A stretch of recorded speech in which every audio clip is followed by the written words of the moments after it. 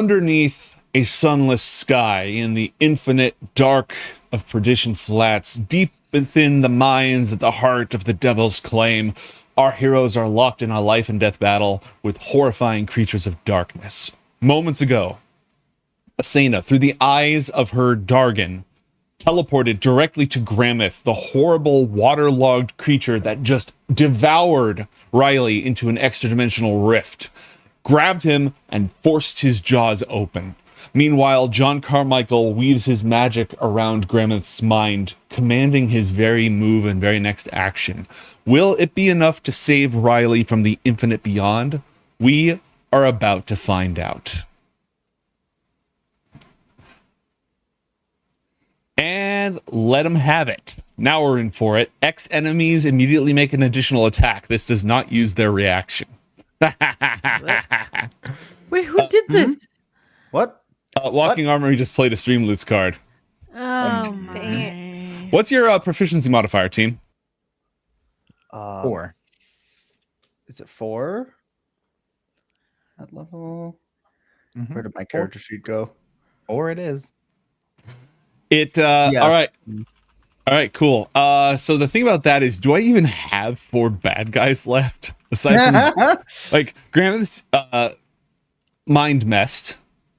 Well, this is a zombie. Is this a functional zombie? You got these guys down here. You got. I know. Here as I have one zombie. All right. So I get to make 4 people attack. Oh, you've also got someone crapping themselves over here. Oh, You're gonna have to be. I was gonna say you're gonna have to be more specific than that. Way over. Where is it? Here, but they got knocked out, so they don't count. Yep. Okay. So we're gonna have this enforcer leap down and take a pot shot around the corner at John Carmichael. He loads up his that range. He's gonna do that with a giant cat with a sword. Oh, there's a giant cat there. Pardon me, there's a giant cat there. No, he's gonna fire his pistol. Do it. An 8 absolutely does not hit, and he double taps in panic. A 6 also doesn't hit, as he fires kablamo kablamo from up above from the darkness. This guy over here is down on the ground. I don't remember why. Hold on, I just had a little dippity dip potato chip on my side. Okay, somebody played Imperiled Innocence as well. Where the heck are we gonna find Imperiled? We've been back 2 minutes. We've been back 2 minutes. I can't tell if this means that they missed us or if they're trying to encourage us to stay away. No, this is how they show affection. I speak chat. John, Yeah, it's like when your DM throws an extra Baylor at you, right? It's just their love language. John, somebody just played your signature card, Coriander Agent John Carmichael, and you gain 1 magic bullet or spell tattoo up to level 4 that must be used during this scene. Oh, lovely. Okay. You love to see it. And somebody played Imperiled Innocence, which again, like, everyone down here is bad. So I gotta think about that one. Yeah, all right. Wait, you didn't talk about all of the miners that were down this way that were just townspeople shackled to the rails? Exactly. They're like, we're non-union. I'm sorry. All right. Well, they were really quiet. Now they're speaking up. Please help us. There's somebody committing war in here. Please. Oh, right. Yeah, actually. Are you kidding me? I was about to be like, where the hell did that come from? Oh, right, from this adventure, from that thing that just happened. Yeah. All right, if you don't mind, I'm going to shoot at your cat now. No. So more cat shooting. I got a natural 1. Excuse me. And that's what you get. I have a fun thing, Matt, because I'm shooting at your cat. I would like you to please roll 1d26. What? Whoa. Okay, I had it ready, and then I didn't have it ready. 1 sec. We have been back 4 minutes, and you're rolling a d26. There we go. 23. Natural 23. Where's that bad? Natural 23. Get the polyhedrons. Why doesn't 3D Dice have a model for this? Okay, so the guy goes to blast you, and as he does on a natural 1, the recoil hits him and he winces. He gets a cramp. He gets minus 1d4 on his next attack. Nice. Cool. Which is irrelevant because a 9 misses anyways. That's 2 guys. I have a goon right here who's going to pop out from around the corner and fires the missiles. He's going to go ahead and blam. Oh, his pistol has so much better range than the other one. Not that it matters. See, here was your thing: is you started attacking a cat. You should have used these reactions to attack someone who wasn't a cat. Right, but all of my attacky people are near the cat, and none of them are What not about near the these cat. people? Which What people? about these people? The big boar guy and the Oh, he's mind controlled and stuff. Ah, I see. Yeah, you remember you got him with controlled thoughts. Oh, I remembered. I absolutely remember. Yeah, the zombie will lumber up and attack Asena. Why not? This is gonna go so How dare. How dare! Oh, He should not have had advantage on that. I don't know why he had advantage. Doesn't count. It doesn't count. It's a 6. It misses. I'm doesn't not count. biased. Oh, it His doesn't count. advantage mode is Oh, stuck boy. for some reason right now. So, Matt. Okay, It was going really well, and then he tripped and fell in the water. that's what that was. So bad. That's the sound of Yeah, a yeah. zombie falling in the water. All right. Well, No, I didn't get my Wilhelm scream yet, so that's as close as we can get. all you right. had a whole month. You know, someone And a has kid. a 4-year-old child. I was going A to say, child. someone's busy rearing a human. How dare you prioritize a real human How being? dare I? I don't get that. All How right, dare, sir. it's goon time. I do have a few more. Riley, why did I put you over here? I don't know. All I right, wasn't well, gonna ask. I'm sending you back to the Shadow Realm. Anyways, it's I goon thought it time. was. I know. And bang. Does a 21 hit your cat? Yeah, that'll do it. All right, that's 5 points of non-magical piercing damage. Eat it. I know. Also, Ow. bang. A 14. That doesn't hit, right? Not Charlemagne. All right. No. This goon is going to take cover behind the minecart and pow pow. What's their little red thing? Does it mean they got disadvantage for some reason? Or- Yeah, probably. I'll go ahead and re-roll that just in case. We take the first damage if he hits, but the second result if it's worse, it's worse. And he'll fire his double tap. So there's just Glorious. bullets whizzing past, and hey, look at this guy. I'm down here too. Hey. A 20 for 9 points of damage. Ouch. No more temporary hit points for Charlemagne. Le tragique. I know. That's awful. All right, let's do combat list 2 if we can get it to work. Imagine being a whole squad of like goons and unloading at a cat and only getting rid of its temp HP. Okay, to be fair, it's a really big cat. I would say it's like a panther-sized it's a cat. big cat. So that's at least What, like a puma? I can understand that. Like, Is it as I thought big I as a told you to dog? stop making up mythical creatures. Wait, is he still the same colors though at the size? Oh yeah, absolutely. He's like a big pink and orange cat or something. What was the color scheme Yeah. again, Matt? Purple and blue, but close enough. I'm picturing him at this size is like if anybody plays World of Warcraft a lot. Oh yeah. The cat form for the troll druids. Oh yeah. Where Absolutely. they're like all the colors and the I always just call it battle cat. So imagine like pretty much what you're describing. Instead of a green and Yeah. like light green battle cat, it's just that, but you know, I jungle love it. giant serval jungle cat It's wonderful. and very floofy. Well, I'm out of goons, so it's zombie time. More zombies. More zombies. All we need is more zombies. All right, zombies move at a speed of 20 feet. Brains. I reiterate, brains. Ah! Oh no! More All in, that's zombies. 2, and Somebody has seconded the motion. All in favor of brains?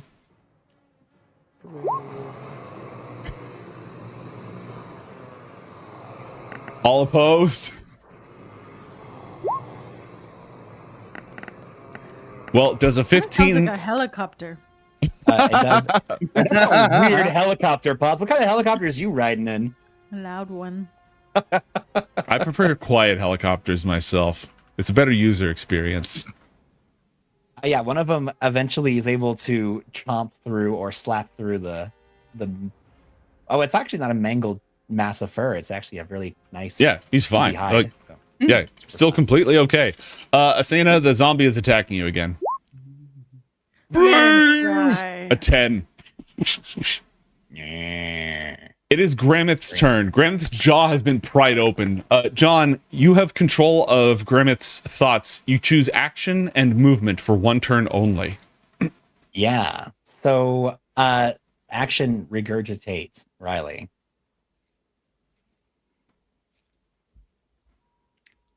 Is that a thing? It literally is an action to do that. Good. All right. Well, then action regurgitate. Asena like pries his jaws open, and Riley just goes flopping out into the water. Oh. Well, that was easier than I thought. Do you want to pick movement or no? Yeah, I'm totally going to pick movement because I'm not forcing it to move. So I'm going to have this guy Just run in circles. runs in a circle. All right. Gramith runs in a circle, provoking attacks of opportunity from both Violetta and Asena if Violetta has a melee weapon out. Not Riley as well. Riley just got puked up from oblivion. Unless there's a special Riley feature. is a hardcore, diehard badass. If you have a special feature that like is vaguely adjacent to this, then I'll allow it. I don't think so. I can double check though. It has been a minute. All right. Well, Asena, make a melee attack with a melee weapon that you already have out. Most likely Das Punchies, but you know, could be. We got some options. Yeah, I can't like punch and do my arm blade. You could use your arm blade if you want.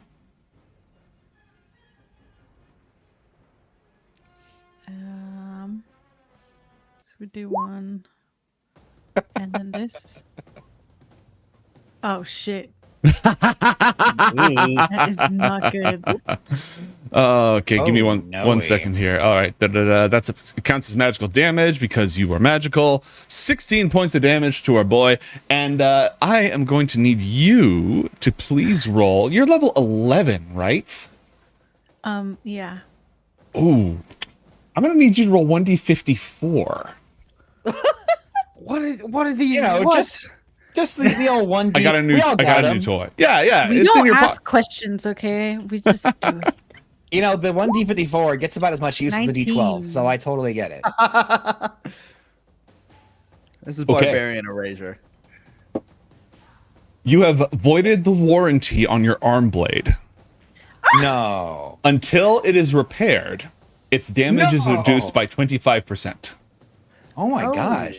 No. That's fun. Mm-hmm. That's cool. Now I have a quest to repair it. Yeah. So I guess you found a critical hit table or a critical miss table. Both, yes. Yes, I did.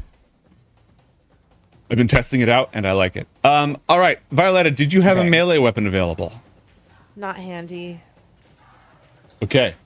Then yeah, he completes his grand tour and now his mind is once again his own. Actually, he was grappled by Asena that whole time.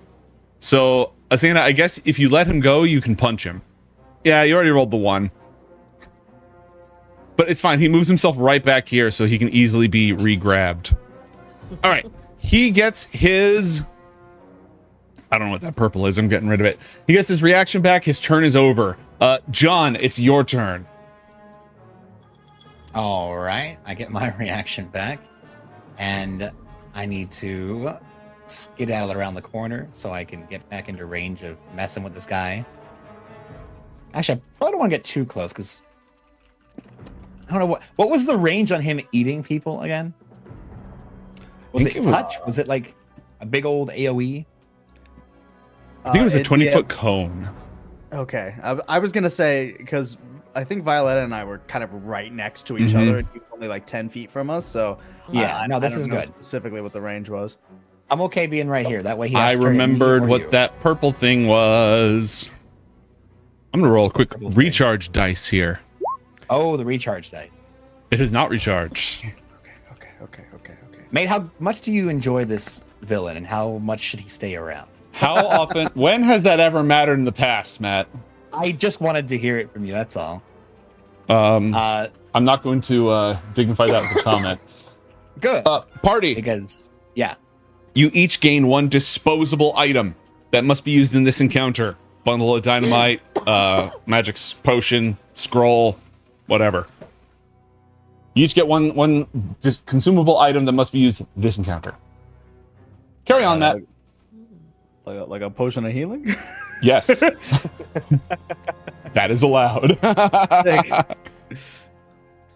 okay. So Matt is going to hit this guy with something a biggie. We're gonna go ahead and just start shooting him full of bullets. He is dual wielding both Krantaka and the variable element blaster, and he's gonna just start blasting. We're gonna unload on this guy. Yes? Gramith has cover.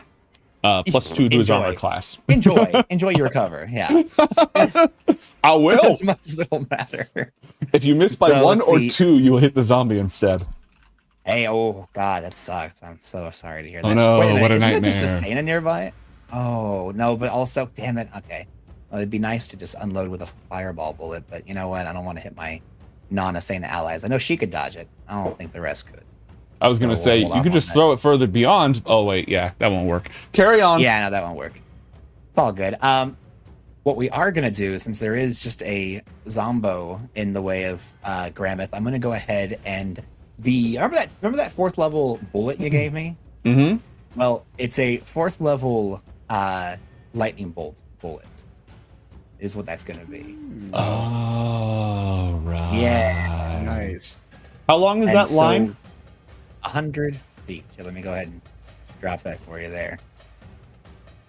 Lightning bolt at 4th level.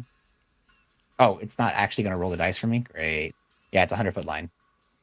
Cool. Well, shoot the shot first.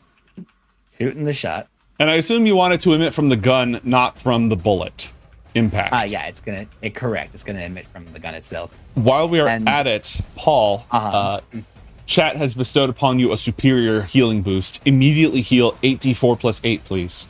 Oh shit. Nice. I don't know if I was that low, but I appreciate it. Shoot the shot. I did. Dirty 20. Did A it dirty hit? 20. Dirty 20 is a hit, and yeah, doesn't shield. I cast shield. He cast shield? Really? I cast shield. Oh, I you hit- counterspell it. Understandable. Have I say?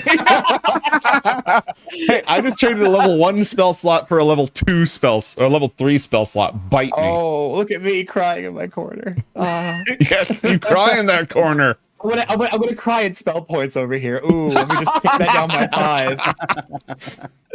All right. Well, you all that would have done is the bullet would have hit the zombie, and the lightning bolt still would have gone through. So whatever. Well, I mostly want the variable element blaster to hit. Now- So is that just 1 hit or 2 hits? Well, I have to do Krantaka math first. Because he has okay. his shield up. No, he doesn't. You counterspelled it. It's Yeah, 2 yeah. hits. All right. Let's start with Very Krantaka. You're not using the thing that hurts spellcasters, right? Violetta, you are up. Plan your next move. Okay. No, I did not want to do that this time around. I was holding on to it. Okay. Well, then Got a that's whole just party of people that can back me up. So 1 more hit there, and enjoy the lightning bolt, which is going to be /R 9d6. Can you please make a saving throw against the lightning bolt? Wow, that was really low. Jeez. It's going to be a dexterity saving throw. I guess I couldn't counterspell that. Doesn't matter. Yep. Well, I got +2 to this for my cover. It does not matter. That's a cool 22 points of lightning damage. And All right. the zombie is going to... The zombie's making a dexterity saving throw, because zombies are good at those. Oh yeah. Ignore the no. crit. The zombies are broken. I don't know why they're Zombies are broken. broken. They're broken. It did it to me too. I couldn't fix it no matter what I tried. The zombie explodes electricity style. Gramith is now like ruptured and there's water maybe pouring out of his flesh. Let's not dwell on it too much. Is that it for you, John? Oh, For me. Charlemagne on your turn or no? Oh yeah. Oh, where did Charlemagne go? I don't see him nowhere. Yeah, probably he doesn't have vision turned on. Let me fix that. My cat. I can't see my cat. My cat, No. it has 3 corners. There you go. There we go. Okay. Charlemagne it can't do its weird cheaty thing against the zombies because they don't have brains for that. So it's just gonna start attacking them with being big. Where do we I forgot about this. I won't forget that next time. Hey. I don't play Charlemagne. I don't get to play him much. Okay, Medic Sword against not a vampire, a zombie. All right. Thwack. Damage inflicted. 15 Maggio. Would And that'll you like be to- it for Charlemagne. Huh? Okay. Oh yeah, I'll use my reaction to finish it. Absolutely. Are zombies immune to finishing? I thought you started saying that because you started Yeah. saying use your reaction. Yeah, I did start saying that, but then I'm like, how would that interact with the zombies' undead fortitude? I feel like that doesn't work against zombies. Last time you said no. Last time you said we couldn't do it. Then I am saying no, thank you. Violetta, you are up. Gramith is staggering around, lightning bolted, blasted. Large parts of his like skin have burst open, and whatever that is under his skin, it's not muscle. It's kind of gelatinous and translucent. Ugh. So, I mean, Violetta, looks very composed, but on the inside is definitely like, oh my god, this is revolting. And she's going to use mental manipulation. Ooh, okay. Okay. Can you believe this guy's not immune to the charmed condition? It's ridiculous. He's not undead. Well, this one, like, this is straight up damage. Oh, As long as he can hear me. he can hear you. Unleash a string of insults laced with subtle enchantments at a creature you can see within range. Nice. And it's a wisdom saving throw, which I'm fairly. I don't think Big Grandma's going to be great at. That's my hope. But basically, she's going to take sort of a step forward, not close enough to be in his range, because gotta be careful. See what can happen. And she's just like shotgun over her shoulder with one hand to kind of hold it in place. And she just Nice. looks at him and she's like, how fucking dare you do that to someone who is so important to this town, who has even done his best to be nice to you before tonight. Honestly, you should be fucking ashamed of yourself. I am just so displeased. And she's like, the more she talks, the more you see her like, I mean, she's part drow, so her blush is probably like pretty dark purple, like more and more on her face as she gets like angrier, but her tone still stays in that low, like, you better think about what you've done, mister. But it's just cruel enough. It's just cruel enough.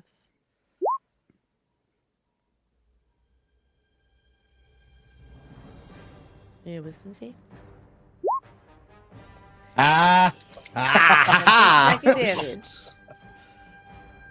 It's as if he was barely clinging on to life, and under your verbal assault, he succumbs to the terrible wounds inflicted upon him. That it was sheer force of will that gripped him to this reality, and you have eroded that will.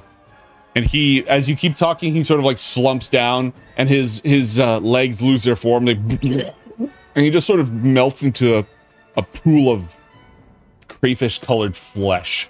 The last thing that's on top is that stretched smile, now this like hideous blob across the top, with the clothes gradually coming up to fill and cover him.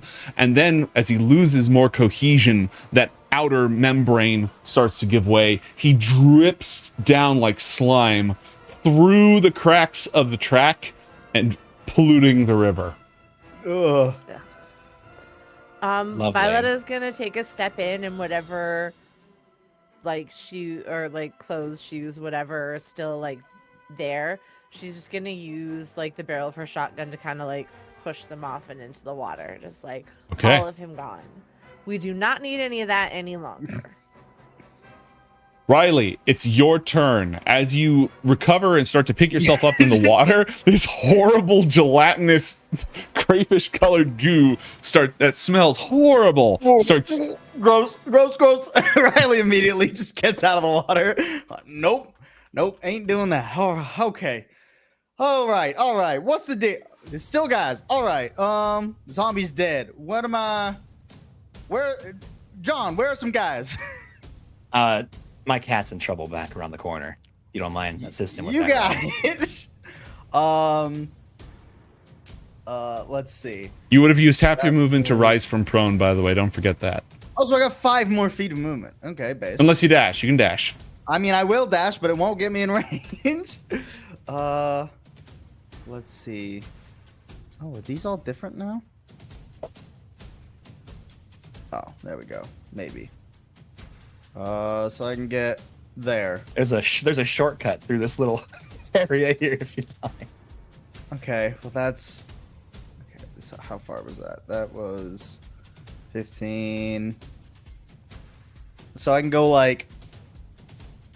Is that a shortcut? I mean, yeah, if you're heading this way. Okay, so I can get like here. And that's my turn. All right. All right. Cool. Good talk. Oh, actually, I forget. Do we do potions as a bonus action? Yes, here, I allow or- potions as a bonus action. Then I will just take that consumable from before. And you're at full health. I think I'm actually higher than full health. Because we had that Hero's Feast, right? Oh, that raises your maximum. That's not temp HP. Damn. Yeah. Damn. Good eye. Good eye. Or I had a little brain or note whatever. on my character sheet that said 0 out of 16 max HP from Hero's Feast. Hot damn. All right. Well, double check your math, but I think you're in good shape. Yeah. I believe so. Yeah, cool. And then a potion of healing is what? Is it 2d4? 2d4 plus 2. 2d4 plus 2. Cool. 2d4 plus 2. 7 points, I'll take it. Okay. This enforcer up here jumps down, fires his shotgun at point blank, well, not point blank range, but he fires a double-barreled blast. Blammo. I got an 8. I have advantage and I got an 8. What is happening to me right now? He jumps down, fires. Like there's just buckshot all over the wall and the cat is completely unharmed. He shrugs and he scrambles right back up.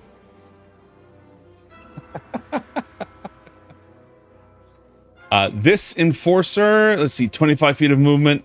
Yeah, he'll go ahead and he'll run up and he'll try to do the exact same thing. Oh, wait a minute. Hold on, mate. Question. What up? If they're moving here and then leaving, isn't that leaving the threatened square of the cat? Oh, well, then technically, no, he was here. He stepped on the Okay, body. good. Yeah, this guy Just stepped on making- the body. This guy here, Okay. he doesn't want to shoot through his goon. Yeah, he can go here. If the other guy can fire from here, he can fire from here. Kablamo. Double-barreled shotgun blast. A 22. Now we're cooking. Do I get a cover bonus because I got a guy in the way here?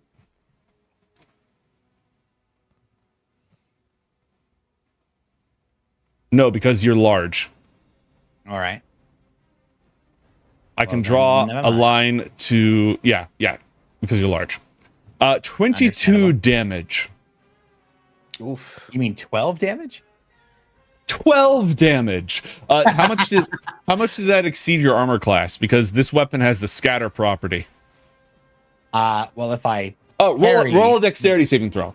Roll a dexterity Oh, saving throw. Okay, dexterity. Because this is a scatter attack. All right. 21. 21. It exceeded by 1. Okay, If so that's what you you're talking about. For yeah, you take double damage. Ow. Yeah.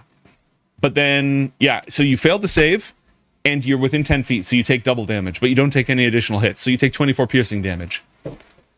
Ow. So the DC is the attack roll, right? Correct. Cool. Just making sure. That's pretty sad. That's pretty sad. All right. Do I have any more helmet goons? I think, yeah, there's one, and he's leaving. He's way the hell up here. He's, nope. You can hear clunking up here, the ones that you yelled at and, like, lied to and such. Asena, it is your turn. Please roll 1d8 plus 1d12.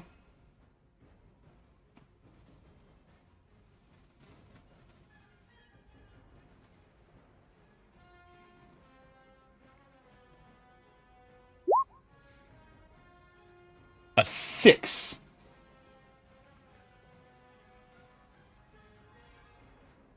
Okay. You literally see something shiny and reflective floating down the stream in the water.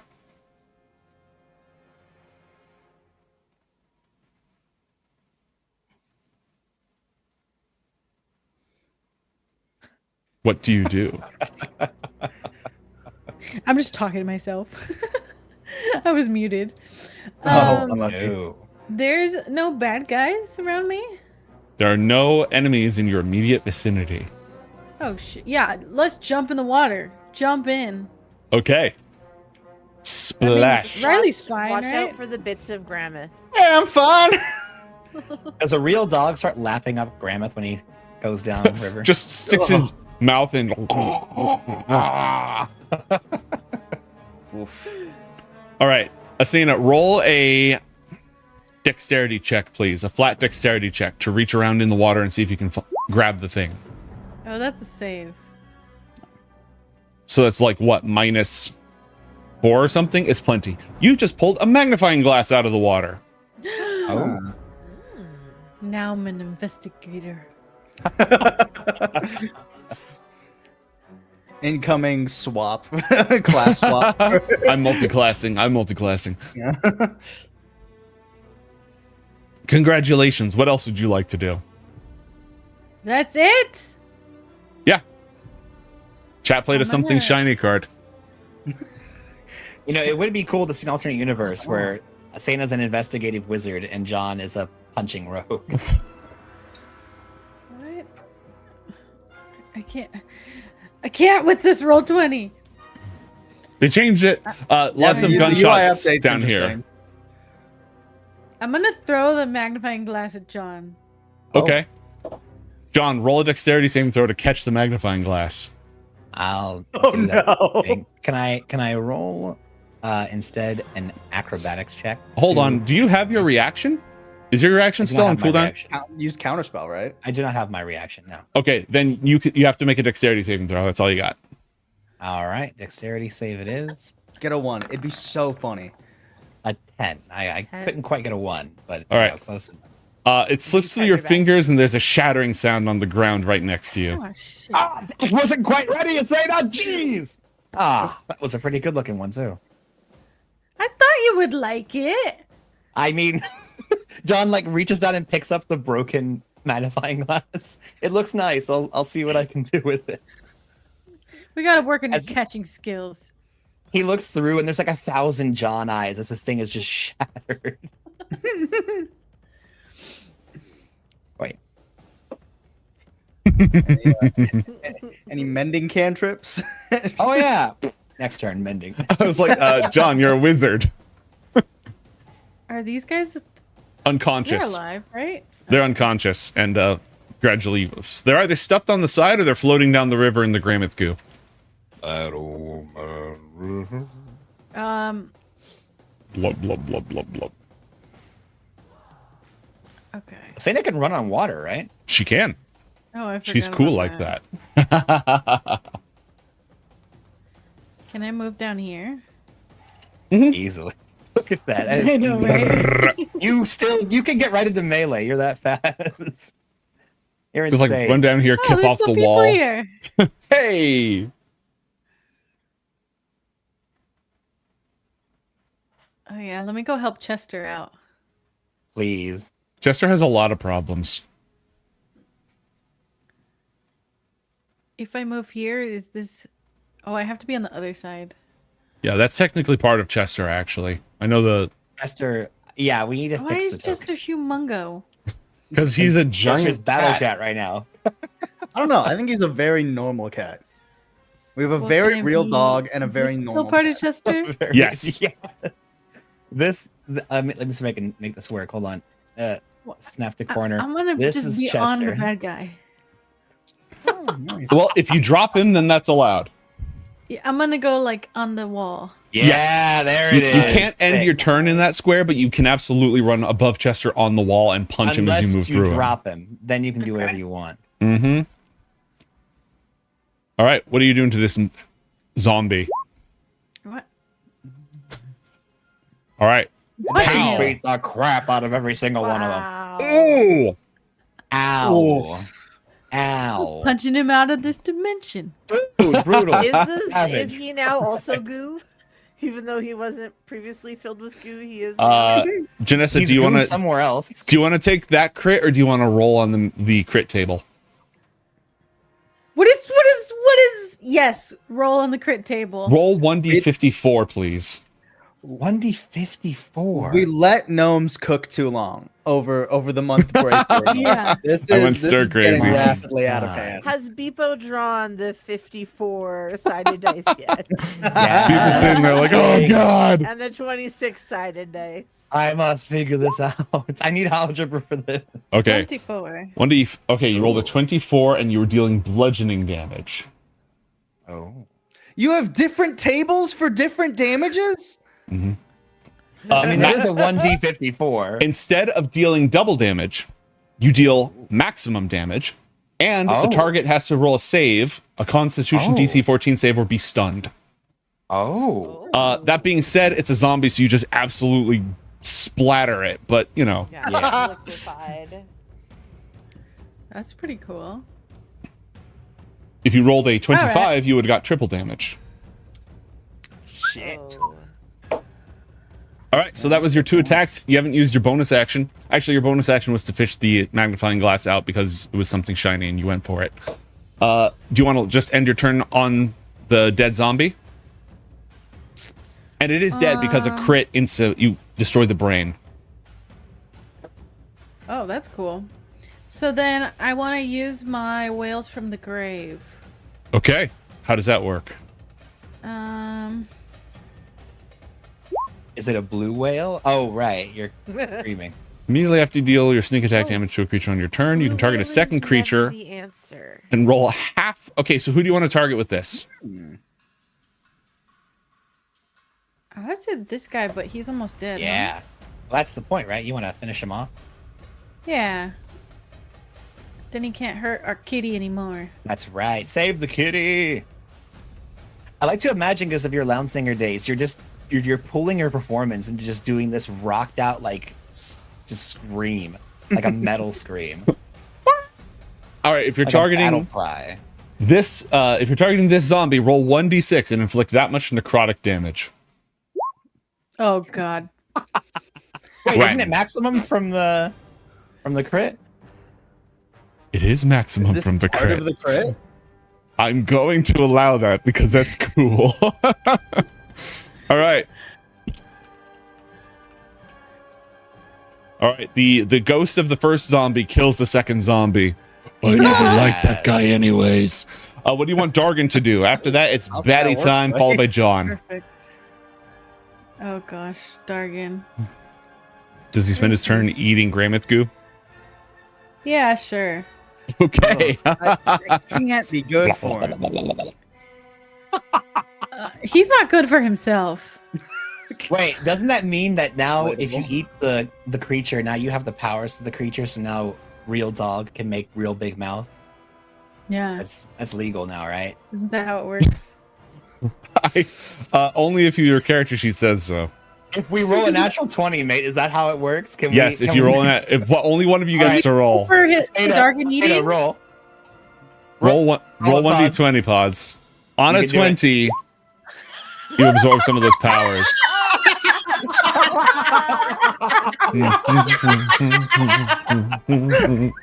Dargan mouth get real small. Oh, does Dargan get What's gonna poisoning? happen Is that Dargan? what happens on the other Like end of this? Dargan loses a power.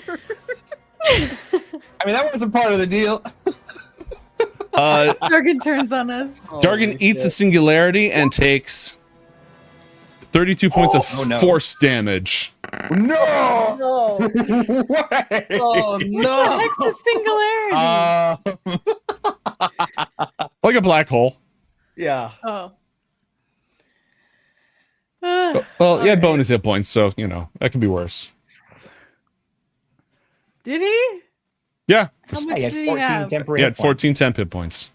plus whatever you got from Heroes Feast. I don't know what that was, but he had Heroes Feast hit points. All right. Okay. I'm The done. goons, you just ran in and like cold clocked these two zombies with a single flurry. The goons who were down here, they've left. They're running away. They have exited stage left. Come on. You wee pansy. Would you No, stay? that's smart. I would have been gone 3 turns ago, dude. Are you kidding me? Yeah, exactly. Exactly. All right. Zombie time. Wait, am I out of zombies? I think you're out of zombies, man. I do a 360 zombie check. We regret to inform you that the local zombie population is in fact extinct. I don't regret to hear it. Sure do not. John, it's your turn. Well, it sounds like we're just about through with this, which is good. So I'm gonna provide some backup to. Can you please give me my clock back? Thank you. All right, we're gonna hustle time to here with my with my move, and then I see a couple of yahoos with helmets over here. The Loyal Order of Bucketheads. One of them is higher up than the others. Okay. John's gonna shout back towards Violetta, and then just kind of squeak over to Riley. Hey, looks like we've got some people here to interrogate. Asena, try to leave one of them alive, please. And let's see here. I don't think John brought a. I haven't really been bothering with taking him alive lately, so I don't really have a hold person. Do you want a stun grenade? Great, let's do that. Stun grenade sounds for a consumable. awesome. Yeah. Sure. There you go. I mean, you've got it. Give it to me. Give it to me. Well, let's go. Stun grenade it up. Okay. Roll. How that work? Roll a proficient attack. Roll a proficient attack. Yeah, it's a dexterity Yeah, attack like a and you're range proficient with it. Yeah. Okay. We're gonna go ahead and we'll add 4 to this. 16. A 16. Okay.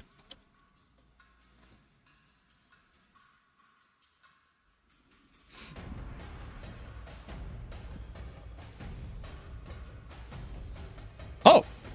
Well, next time I'm going to make you do an athletics check instead.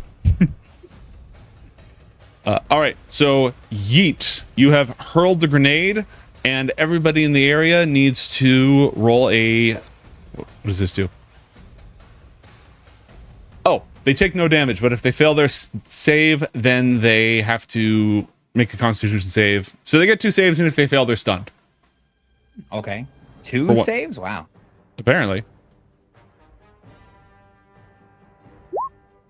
Like, is the first one like a dex save, the next one's like a con save, or what? Correct. Gotcha. They get to try and turn away, and then they get to try and resist. Exactly. It's like, can you get out of the way? And if you can't get out of the way, okay. Not. It just rolls to their feet and then bangs, and their helmets are like. Because bucket. Yeah, no. I Exactly. The power of the bucket protects.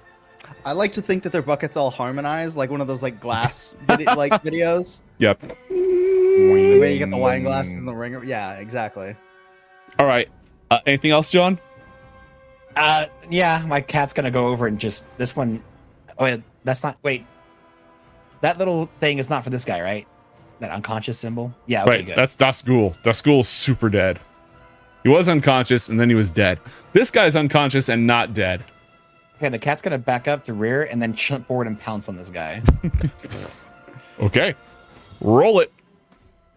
And I'm going to say that this guy is a thinking, reasoning creature, so a cat with a sword has got to be the first time it's seen this. And so I'm going to cat with a sword, I'm going to pounce. And so we're going to go ahead and attempt to hit with the magic sword. Does a 23 hit? Yes. No, Take even the most 12 powerful points. bucket can't stop that. Suck on this bucket. Okay, 12 slashing, and please make a strength saving throw. That is a failure. You are not prone, and we get to do it again. Suck on big cat energy. 26 for 14. Yep, he's dead.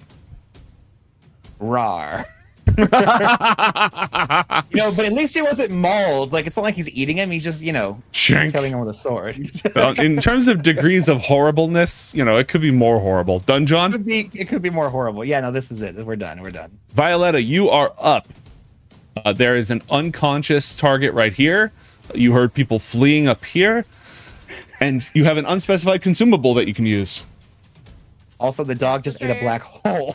The dog just ate a black hole. Where? I missed the... Way up to the north. Because there are people yelling down, and I believe that your party lied to them and was like, no, we're good. Wouldn't we aggro a ton of them? Yeah, I'm pretty sure I did that. I also don't know if I rolled that well. I want to point out to the party, there is an equivalent exchange card from our anime arc that's been played. Oh, we love that. It basically means you can sacrifice an item, an action, a resource, or something else in exchange for something of similar or equal value. Interesting. This enhances your bargaining power with the DM. It still has to be roughly equivalent, but you can be very flexible with it. Sure. All right. What'll it be, Violetta? We're gonna go for a nice little run around here. So I'm just gonna dash. As soon as I'm close to Riley, Violetta's immediately kind of looking him over now, I mean, that was sure something awful foolish that you did there. Whatever do you mean, Miss Violet? Look at me, I'm right as rain. And actually, you look at Riley, and he's pretty much not hurt at all. Seems like I made a tactical decision if there ever was one. You are awful lucky that you were right as rain. It took some intervention for that. I'll take being lucky over good any day, miss. You shouldn't just go disappearing forever on my account. I wasn't disappeared forever. Our wonderful new friends here, slick as grease, they got me out. And you certainly knew that was gonna happen, huh? I had no fucking clue. I'm gonna carry on. Violetta kind of just pats him on squeezes his shoulder, but firmly, I'm really glad you're alive, but also why the fuck did you do that? And that's my turn. All right. Riley, you're up. Cool. Riley is gonna 5, 10, 20, 30. So go to here. So there's people alive still, right? There's one guy crouched up on the slope up above. There's one guy. Okay. And there's people fleeing to the west. I'm just gonna revolver out, just shrug a little bit, come on, man. Your boss and all your friends are buzzard food. Just put down the gun. Roll a persuasion or intimidation check. I'm gonna do intimidation because while I'm holding a gun, I get advantage on intimidation checks, and I treat a roll of 10 or lower as a 10. Damn. Bonk. Oops, that was not advantage. I'll just roll one more. 12. Hey. Well, you know what? It's a 10. 12. The roll is a 10. He gets +2 for 12. So we're not immediately struck into absolute terror. Mm-hmm. But considering the circumstances, he didn't immediately drop his gun, so I'm gonna shoot him. Oh, okay. Go for it. Just a little bit. Just a little, He has cover, because he has that. Would you like the crit, or would you like to roll on the magic table? Ooh. Do it. I mean, whatever you want. Let's roll on the table. Fuck it. There's one guy left. 1d54, please. All right. Also, this guy's below max health. A 26 and a piercing attack. Triple damage. And if this was a melee attack, you can make a DC 14 strength athletics check to increase this to quadruple damage. It was not, so I'm afraid you're going to have to settle for triple damage. Oh, damage. Cool. Only shucks. triple damage. So I didn't mean to kill this guy, gang. So let's see. So it's 2d6 for my. Sorry, I haven't played this guy in a minute. All good. It's a crit, so I beat his AC by more than 5. I'm assuming. You beat his AC by 14. Okay, so because of my fighting style, I get an extra d6 of damage die from my weapon. That's tripled. So that's 3d6 tripled. You also get an additional 2d6 just from the weapon itself. The weapon does Right, 2d6. The math Right, on the weapon is 2d6 plus 1 from the duelist, tripled. So that's 3d6 tripled, so 9d6. Where is my thing where... he had more than half his hit point max, though, right? Correct. Cool, so I don't get Black Bullet. I'm not going to bother with the rest of it then, so we'll just roll 9d6. Plus 4. Oh, yeah, plus 4. So 40... Even 40. Hey, so on a crit, he's incapacitated if he's alive. I'm pretty sure he just went flying across the map in pieces. His helmet is on the... His helmet with a hole through it lands... It, like, plunks down. The rest of him got blasted into the back of the recess. Oh, shit. My bad. Hey, I just told you a second ago, take someone alive! I tried. Charlemagne It's not my fault. reaches down. His head was just so shootable. Had a giant helmet on it. Charlemagne reaches down and picks up this unconscious enforcer in his mouth. Yep, good You call. know, Let's like do it. scruffed. Look, see, that one's alive. It's fine. Combat is over. We can also talk to them dead. Look, I'm Yeah, we still can. getting Gramith's goop out of my eyes. How was it in there? I don't want to talk about it. Really? It was not great. I mean, it'd be nice to know exactly what you went through so we are more prepared for it in the future. Like void, but acidic and gross and sticky. We should have let Dargan in there and then like have him eat his way out.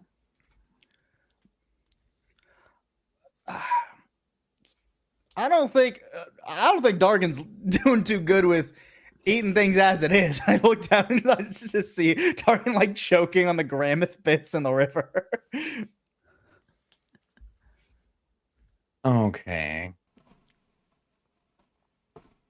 We have an upset tummy. We have a what? An upset tummy.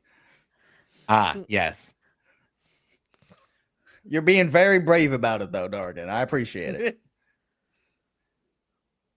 All right, gang, the field is yours. Remember that you splinter celled multiple people on the way in. Mhm. True. And then had an enormously loud gunfight inside these I'm just- echoing Yeah. lines. Granted, I'm just saying that you have multiple Um, potential interviewees.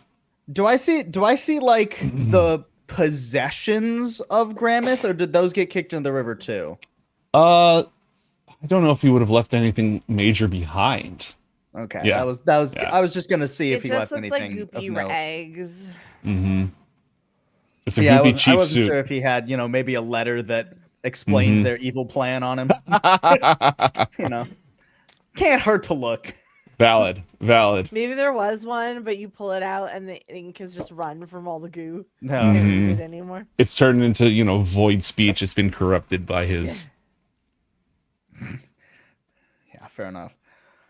Well, damn, y'all.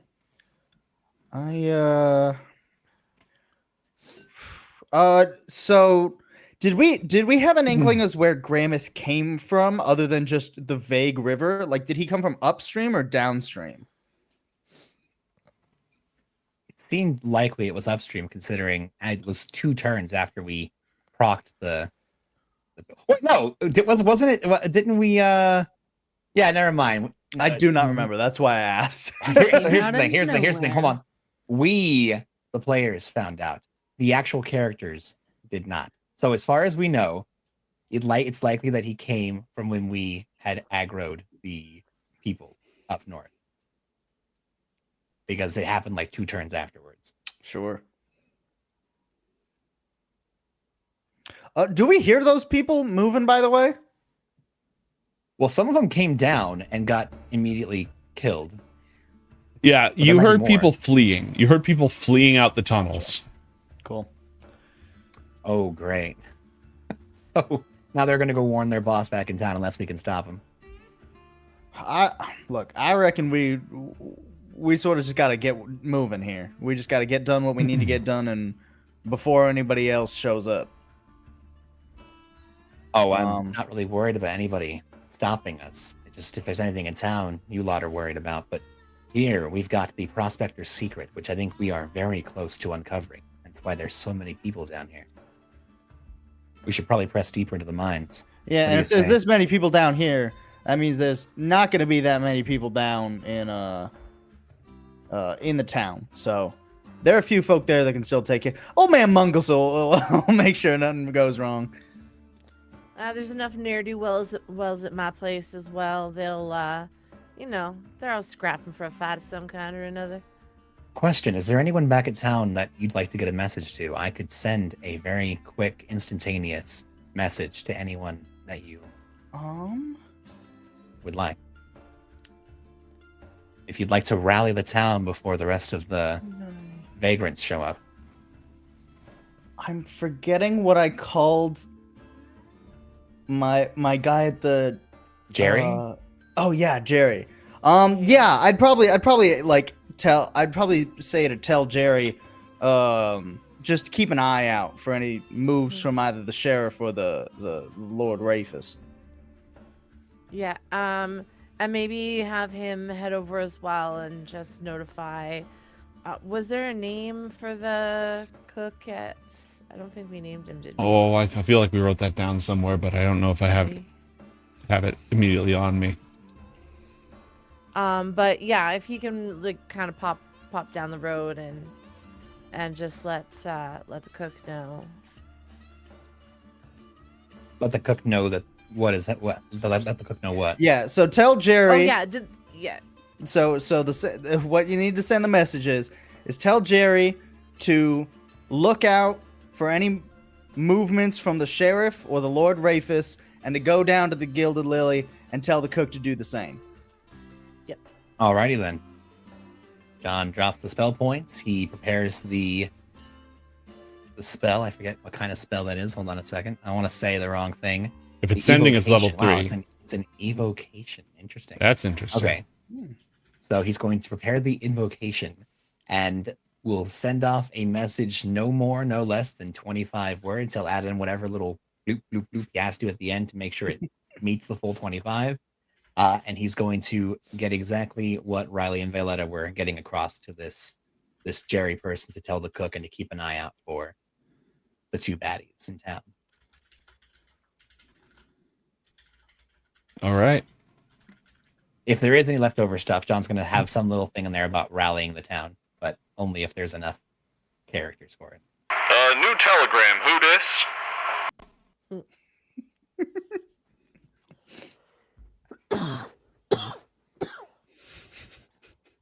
He'll obviously make sure that they know it's from Riley or whatever. Yeah. I had to do the ship post. I Yeah, thought of just it had to the do moment the you thing. said- No, I respect Yeah, it. yeah. All right. Nope. Word gets out, and the town is going to hunker down. Very good. Right. Well, we should get a move on then. I'm gonna be honest with y'all. I don't know how helpful these bucket heads are gonna be. Well, yeah. I mean, last time I tried to talk to a zombie, they didn't speak English. Mostly wanting us to see if we can get information about where we should be going, rather than wandering Yeah. aimlessly through these mines. They should know where the payload is meant to be. Or at least I if they suppose. don't have that much information, at least what direction they've been told to keep digging in. Exactly. We have a way to wake this fella up. 'Cause, yeah, we. If we don't have a way to wake this fella up, then we should just get moving. I mean, pulling out a nose hair usually works on the drunks at the bar. There are- Yeah, I time, don't know if the smell drunks at the sauce. bar are Cost-effective way bleeding to do that it. much normally. Asena, Is he asleep? there are multiple dead around. But is he? What is that He's been- guy asleep? There's Beaten one into guy, unconscious. and everybody else is dead. Oh. I mean, I haven't. Can't I use one of my consumables to like? Yeah. Revive like, him? what's Yeah, the, you can do that. Little Like chloroform? No, that's Smelling opposite. salts. Yeah. That one, yeah. Mm-hmm. Yeah, you can do that. That's a good idea. Do I have Who to would do you like- anything? Who would you like to awaken? Yeah, no, it'll work. I don't know. Which one did you guys want? This one? That's the one we grabbed. I don't think there's anyone else here that looks more Another senior than this person. unconscious guy. Yeah. Mhm. Dasgul, but Dasgul is dead. Oh. Well, let's try him, and then if we don't get it, we'll just interrogate Taskul. Alrighty. Where are the drugs? Where are me? All right. Bucket on or bucket off? What is bucket? But his little bucket helmet. We'll take the bucket off. Too bad. All right. Debucketed and Mama! God, the first thing you cry for is your mama?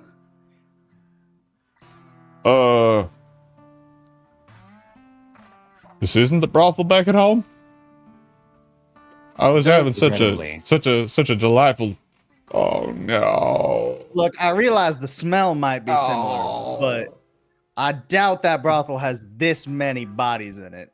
And I sort of just look Oh. off to his right where all of his like just Well, sir, allies that are depends dead. entirely on the evening. I also do not recommend calling for your mother at a brothel. That's also a very good point. You interrupted a very Yeah. private, personal moment that I don't want to know. I do not want to Nope, know that's enough. anything that. about That's- that. What I let's just do move want to this know, Conversation right along. yeah, what I do want to know is what you were told to do here, and where is the most off limits area. All right. I would like you to roll intimidation or persuasion, and I would like Violetta to flex that socialite skill set and let me know what you got. Well, I'm out of forces of personality. Okay. Do you just have like really high modifiers? Do you yeah, have expertise in any skills? My Okay, well, 12 again. Yeah, I have a plus 8 to persuasion and intimidation. Yeah, bust that out. So let's do intimidation. I'm gonna back up the intimidation here. There we go. At least somebody's good at it. Yeah. Think about that. Would you repeat the questions for clarity? Yes. So the first question is. Actually, no. My first question is, where in these mines have you been told not to go? Off limits, upper management only. Well, Gramith's room.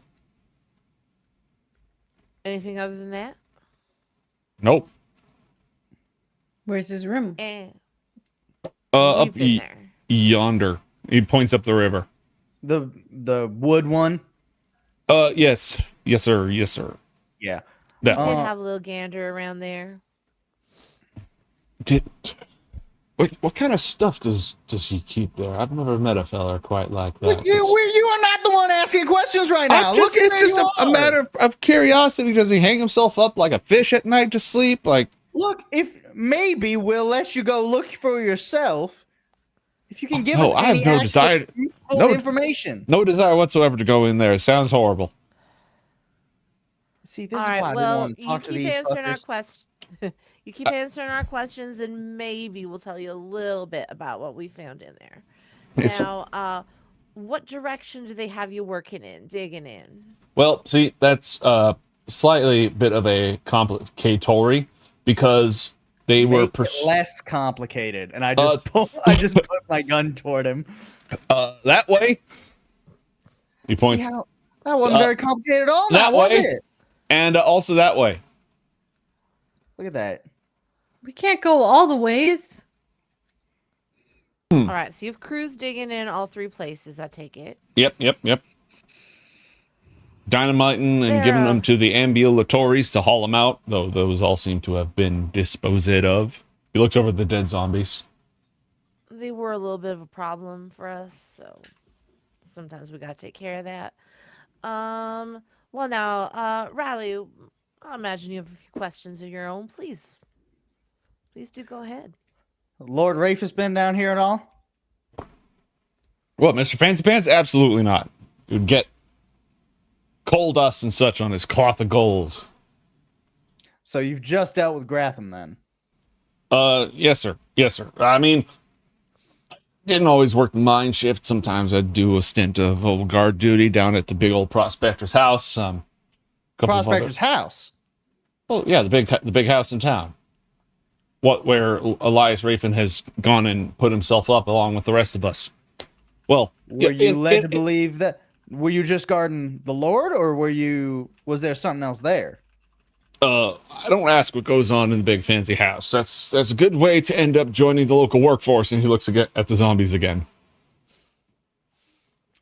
And I like not being dead and getting paid. Well, you're sure as hell not getting paid. Then 1 out of 2 ain't bad. That's a good attitude.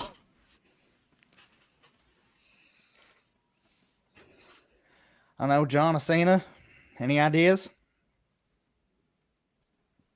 Yeah, good sir. It's obvious that you want to remain among the living and remain within coin, so you can do so by you've been telling us exactly as much as you know, but the fancier individuals here, Gratham, that bloke with the guns, the twirly guns, one that's swam down the Forbes. river, yeah, him. What mind paths have they been most interested in? They're not particular. Gramith was mostly overseeing the actual work. Fours, Da School, they're hired sharpshooters. They're entirely invested in keeping people out of trouble. They don't care much for the mine whatsoever, sir. Nothing whatsoever. But they are also put in charge of the most secure areas. So where have they been mostly hanging out? well, they don't let us. We're not. I don't see that many folk going up north, but there's still plenty of rock getting dug up out from there. So You don't see a lot of folk going to the northernmost tunnel? yes, sir. That being said, I feel like they said that we are on the verge of a breakthrough right here in the middle. So I don't know. I don't reckon to know what goes on up there, where they don't have as many work crews.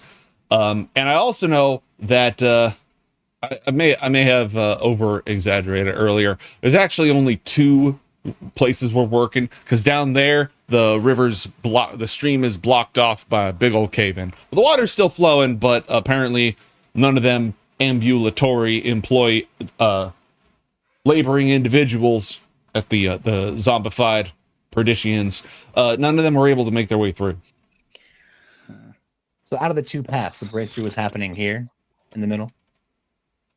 I don't pretend to know what's going up there up in the north, sir. I know that the boss said that we were here any second now. You ever been on a long hike and the person up in front says, "Oh, it's just around yonder corner," and then he says, "Oh, it's just around yonder corner," and then your feet ache and your pits smell and the backside of that horse has just been hypnotizing you with the brr, brr, brr, and it's been just around the last corner for the last. Horse been what? Look, I don't want to dwell on that. You've been telling us way too much about You've been that sort of business for my liking. If I don't look, your mother, and I really don't need to know any of this. you have Stop being so entirely, damn long-winded. entirely and just tell us misconstrued important information.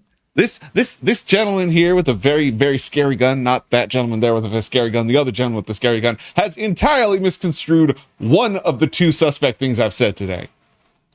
I don't want to know which one. This is, again, not relevant. I'm going to real quick just slap him.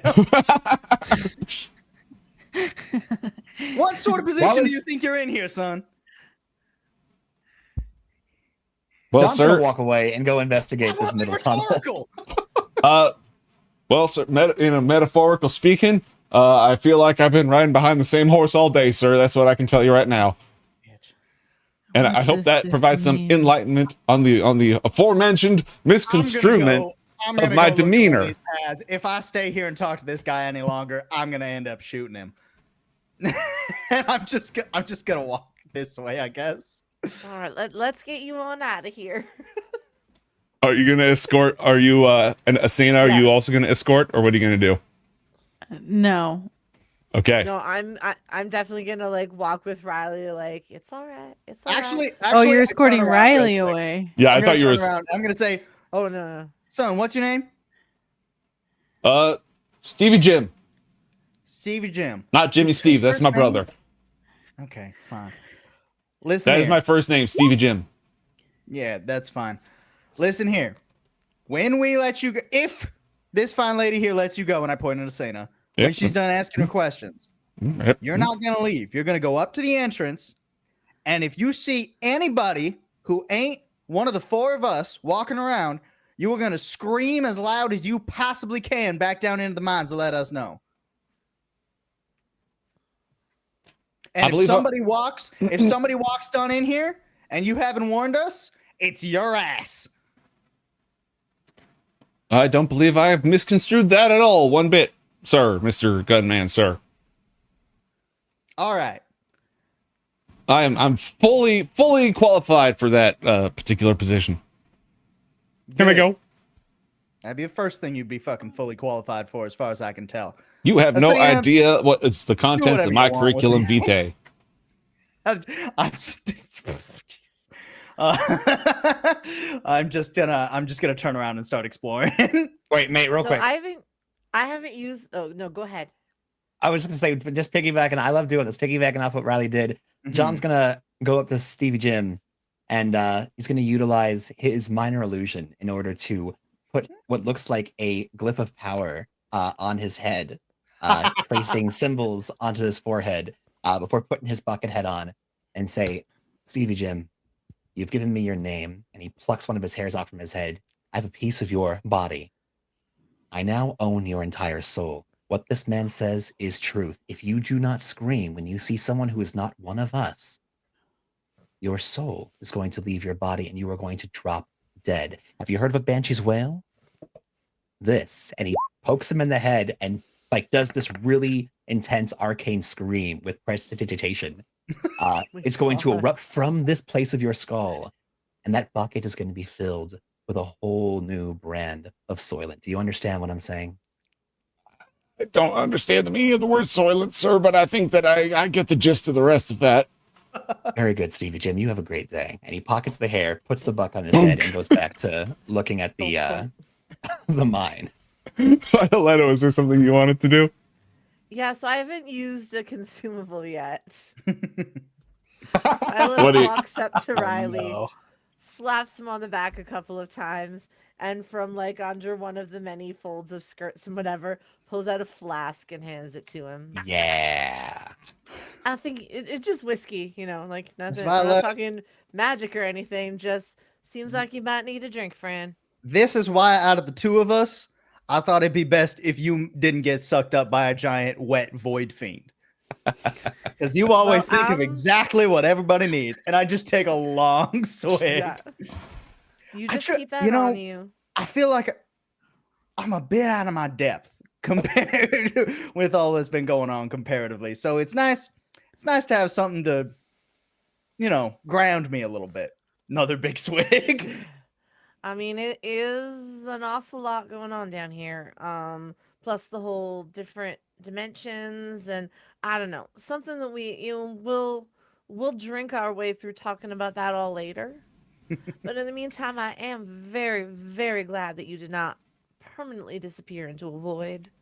Me too. I had a really bad idea while I was in that void. Another 6 to 12 seconds, and I probably would have done something very stupid. But luckily, we don't got to deal with that now.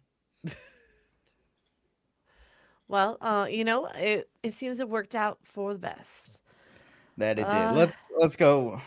What's going on up here? Could I have John? Oh, go all ahead. of you who are still close to Stevie Jim roll perception checks, please? Ooh. Who would that be at this time? Narratively, you make the call. I've probably stopped paying attention to anything near Stevie Jim. All right. it's You- okay, because Asena's paying attention. You just hear him muttering under his breath, sucked into a wet... What the hell? Misconstrue. and he just keeps walking. I love it. I love him muttering to himself. All right, team, what do you do? John's walked over to that center tunnel that's being excavated, and he's going to go through the notes that Violetta had passed him. And while he's seeing just how close this cave in, whatever this is the tunnel they were saying they've been working on, right? Mhm. Okay, so he's going to There's see tons of signs. Like when you got here, all the zombies were working on it. Yeah, so he's going to be taking a look and seeing if it's one of those things where just one more rock getting pulled out, well, like you can see light beyond it, kind of a thing, or if there's one little crack to where we can kind of see that. Oh yeah, there's something beyond. Roll a geology check, please. I was hoping for investigation. What's a geology check? Science. We'll go to investigation after that. All right, science it is. And if anybody else has any skills or abilities they want to apply to this, please do so. Blinded me with science. That's a natural one. Science. The nat ones have been hilarious today. Do I get to roll on a table? Is that what's happening? You get to roll on a table. Roll 1d10 and 1d6, please. I'm just gonna step a little further away from him. Roll what? 1d6 and 1d10. 1d6 and then 1d10. That was wrong. That was right. 5 and 7. Okay. Okay. You have been afflicted by bad luck. A weapon attack What made else is against new? you will be poisoned, or a substance that you consume will poison you. Okay. So let's just say that John sits down, and as he's going through the notes, he's very absent-mindedly checking for this. Trying to he's not like ripping rocks out of the wall, but he's very gingerly trying to test and see if any of them are going to slip out of the way. He's mostly looking for like cracks, holes, anything that would show like a firelight, lamplight, or a smell, anything that shows that they're almost into a different chamber. While he's doing that, he's multitasking because, John got one hand on the wall, one hand with this book open, looking at all the notes. And every now and then he goes between reaching in his pack and just kind of like just snacking on some kind of rations, jerky, space pasta, whatever it is that he's got in his pack that he kind of is just chomping at. And he ends up reaching into his pack and grabbing one of those mushrooms that got the group really high a while ago. And he just very, not like, oh yeah, let me gorge this, but just like, nope, drops that in, immediately knows that he's messed up. Like he's just like going through and he just stops and looks up at Violetta as she's like kind of walking towards him. I may have made a mistake. Violet As soon as he says that, his tongue starts getting this weird, furry, blue and red texture to it. What looks like hair, so like growing all over his tongue. Oh no, that was Violet not kind of right. crouches down beside him and says, "All right, well, I'm willing to entertain that. Yes, that might be true. What sort of a mistake have you made?" Well, see, the thing is, I took one of these mushrooms over the side and it makes you really knock me everywhere in your head. And man, I guess you could take it from here as John's tongue gets furry and he starts looking very disoriented. Mm-hmm. Now, to be fair, Violetta easily understands all of that because she works in a bar.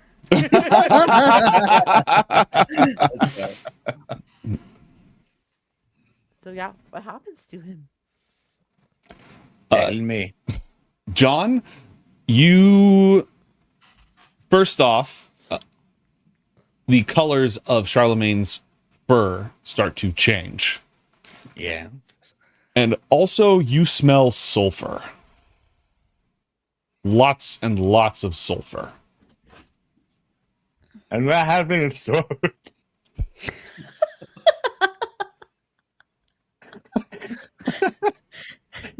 John's still trying to make sense of the book. Like he's like panicking. He's like, "Oh no, I only have a few minutes of cognizance, I think, before things get really Before bad." my mind And is gone. And so he very much is like trying to just speed read through these notes. He's trying to see if he can figure out anything about this and goes, "Oh no," and then he kind of just drops everything and starts reaching into his pack trying to find a panacea of some kind. Riley and Asena, you're both here as well. What are you doing? Riley's at the other end of the tunnel. I don't even think Riley knows this is going on. All right. Riley was gonna investigate down here. Okay. Asena, have you been following along? I was kind of into the other guy. Stevie Jim? So I don't. Yeah. Yeah, he's leaving down he this just walked tunnel. off, but like, Mhm. I don't know if I would have. Is John being loud? A little time has passed, so you might have just gotten bored. You know what I mean? He's being a little. I mean, he's not like freaking out. Well, no, he's freaking out. He's just not yelling.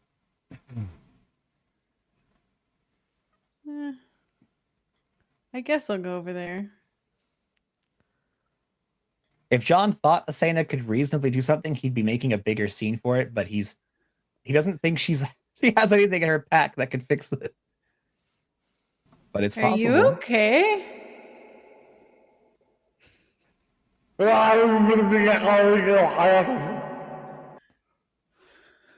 Does it affect your mind too? Yes, but not like that.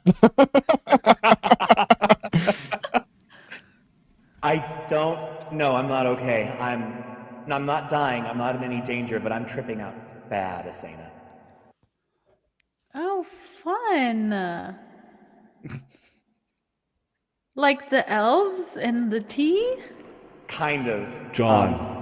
Remember that fuzzy mushroom? Hold on, wait. John No, you can't say anything. Carmichael. No, stop. I'm busy. John, This it not a is three-way I, call. the angel No. Oriel. You must heed my commands, John.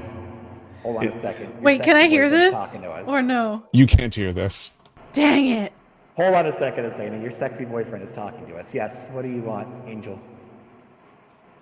You must make a joyful noise unto the heavens and dance Why?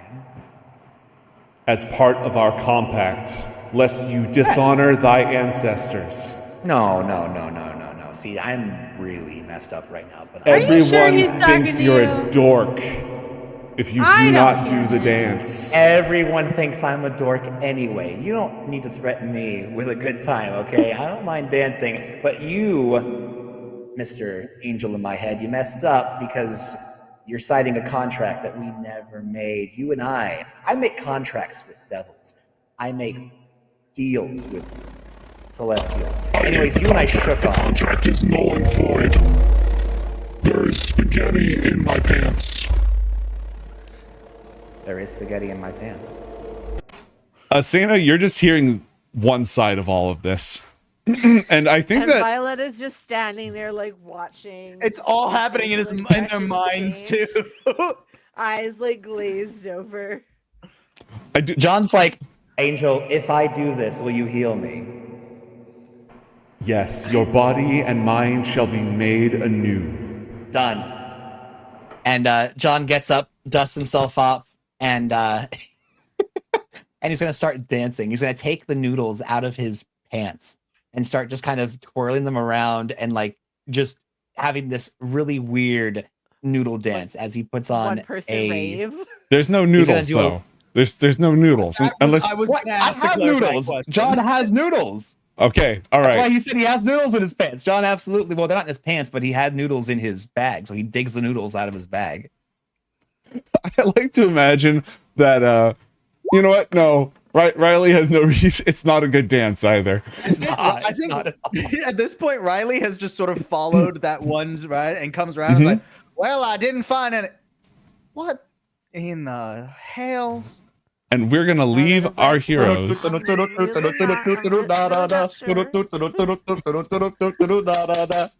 All alone. We're leaving our heroes there. We'll be right back.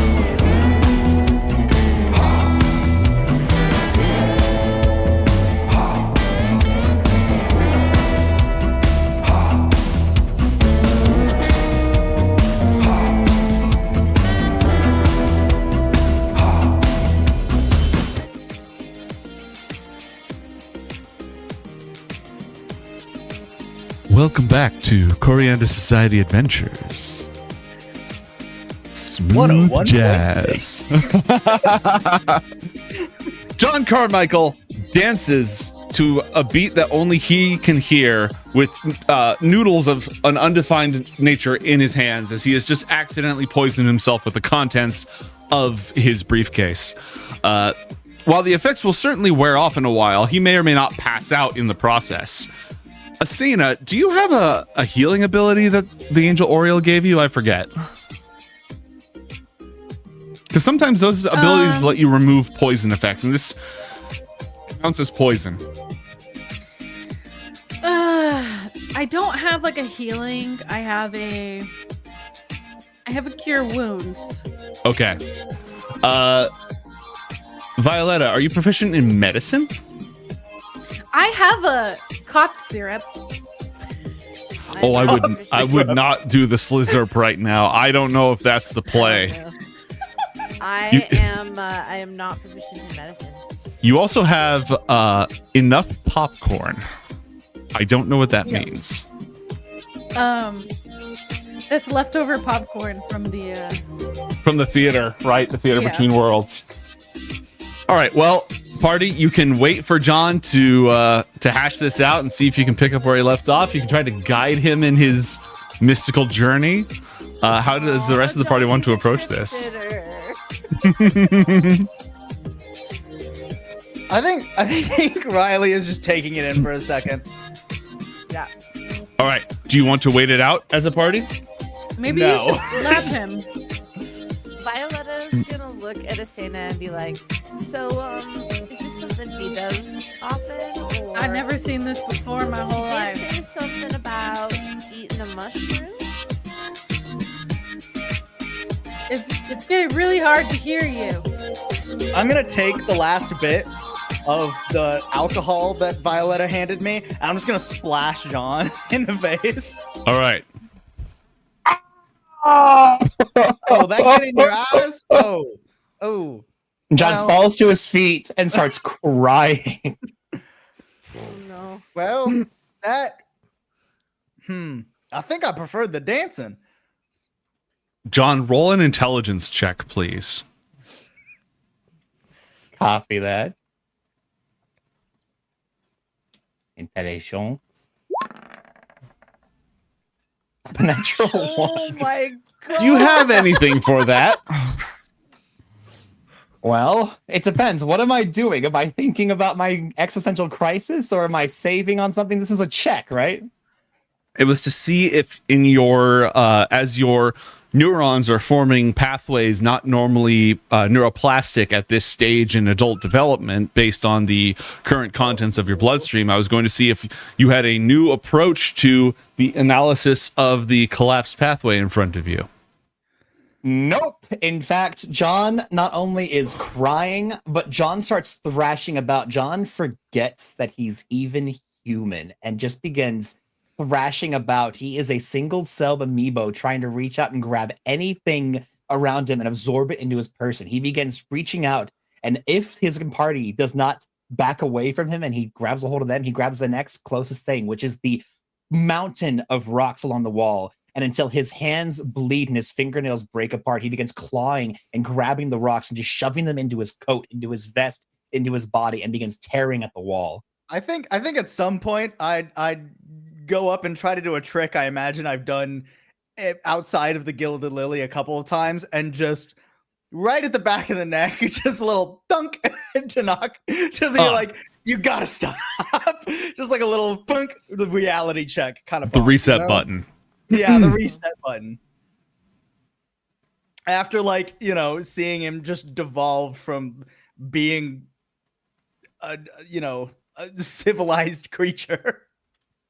Riley, what's your armor class? Oh shit. 17. Oh, okay, that's good. That's good. This probably isn't going to be a big deal. Where my unarmed strikes go? Oh well. This is where I get power word killed. Oh, One ninth no. spell. He's not a wizard anymore. He's a single-celled amoeba that's just gonna try to grab you. Oh my god, natural 20. Yeah, you get shoved into his pocket. You get shoved into John's bag of holding. God. Not again! Twice in one day.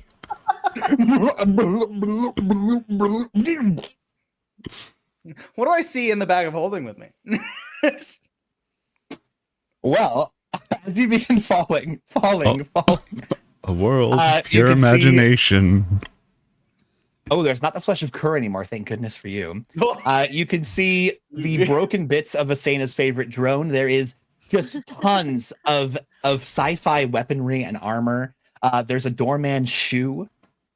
You can see there is a candelabra, a very impressive looking candelabra. There's a silver ewer. There's a ton of weird looking ichor inside of multitudes of vials and mason jars.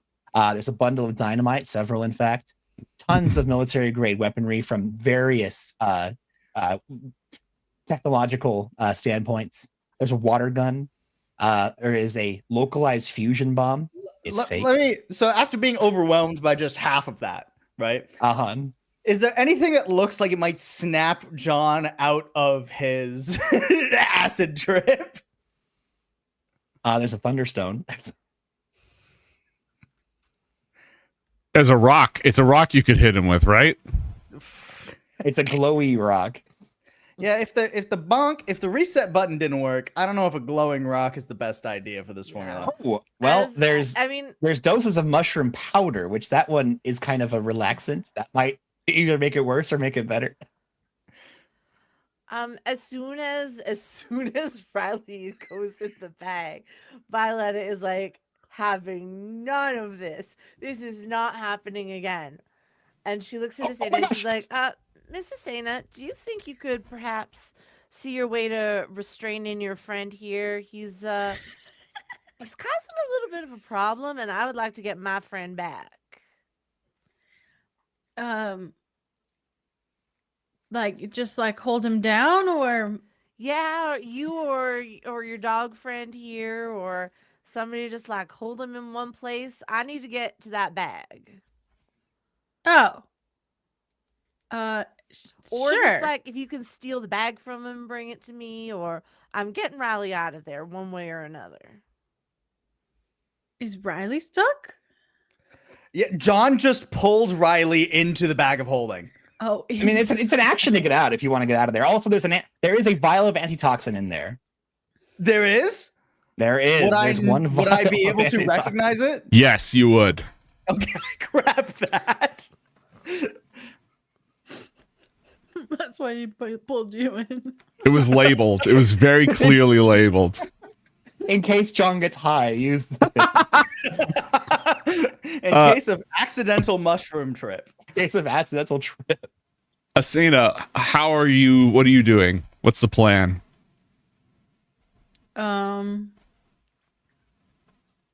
I guess I'm just gonna try and like grab John's arms and hold him down. Okay, roll an opposed athletics check, please.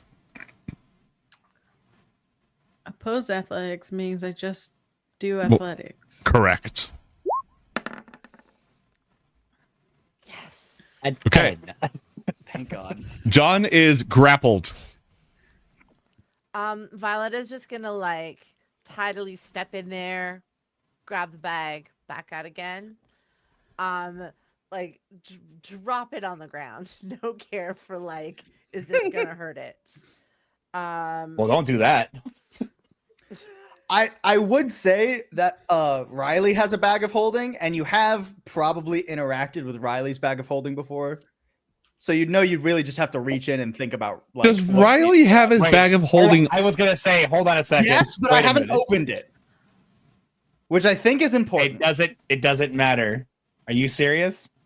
Placing a bag of holding inside of Yeah, it doesn't matter. just placing in it. Yeah. Don't do this. No. This No, is no, gonna no. derail things a little bit. Equivalent exchange. Equivalent exchange. There you go. Somebody come up with a good way. Beautiful. Somebody come up with a bargain to get us out of this.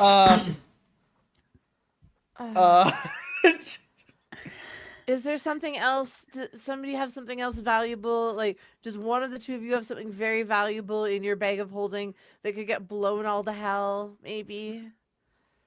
Instead. How does equivalent exchange work? You make a trade. I will accept resources or facts about reality. For example, if you left your bag of holding entirely at home and won't have access to it until you go back to the general store, that would be an acceptable exchange. Oh. Because in exchange, you and all the contents of both bags of holding will not be blasted into the astral plane.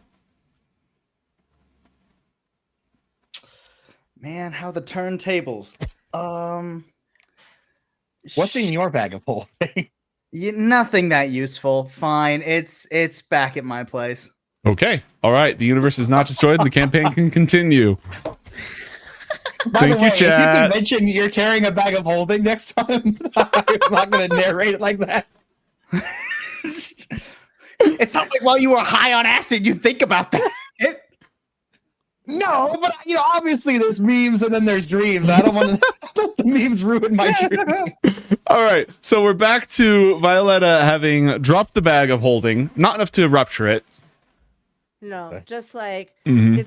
it's on the ground. She's like kneeling in front of it. It's open, and she basically screams into it, "Riley, get your ass out of there!"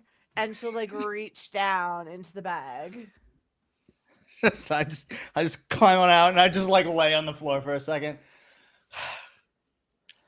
Yeah, okay. And I just hold up the vial.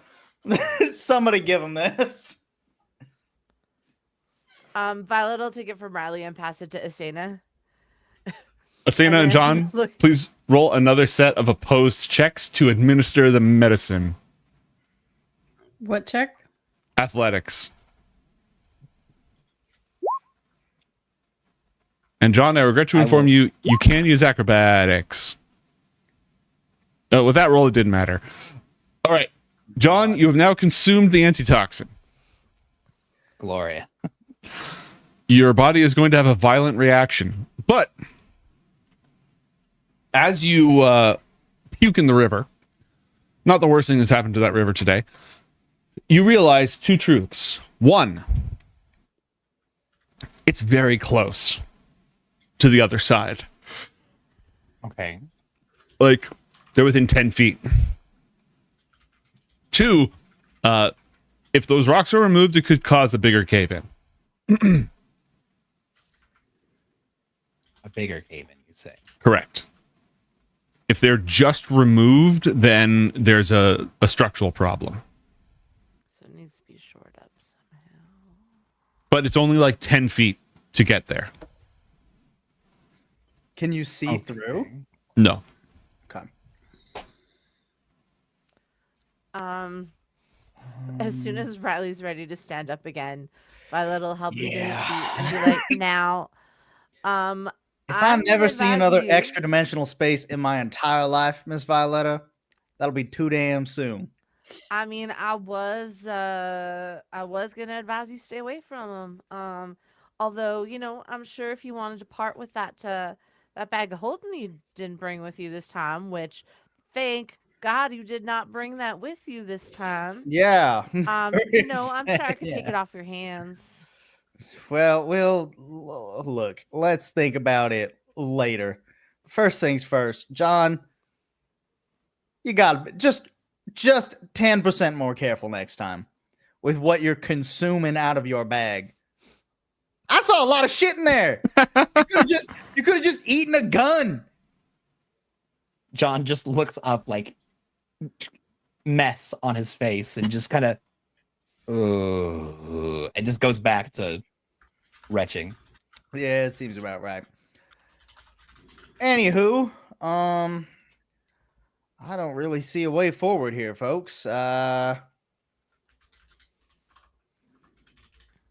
don't know. I don't really have anything to move this rubble. Well, Oh, maybe we wait! need to shore it up with something if we're gonna go through there. I am going to... How tall is it to the ceiling?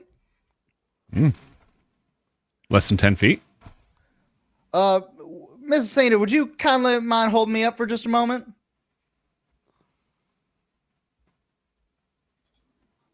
Sure.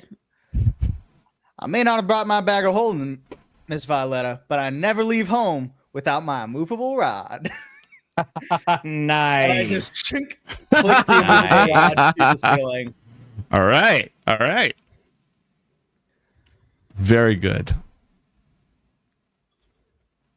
Asena is strong enough to start lifting or literally just punching her way through, or you could apply, because like even though it's only about 10 feet, that's still 10 feet of rubble and rock. That's still a lot of work. So some heroic means is still going to be necessary to pass through here. John, How's happens. Dargan at digging? I don't know. Can I just Dargan blow have it up? big Pause claws? You could blow it up. Well, I mean, I would reckon maybe be a little bit more careful because, like, an immovable rod will stop stuff from falling. It won't stop stuff from exploding. Mm, So if we have another idea, It depends on how much time we have. But I do have a note here, mate. Depending on what this does.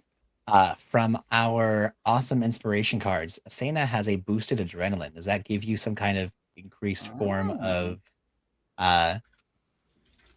heroism? She's also a level 11 martial artist, so like she Look, could. you're the one who said we needed more stuff, all right? No, I said I'm giving heroic you measures, stuff. and punching the crap out of it with an adrenaline boost would probably only take you a few minutes to accomplish that.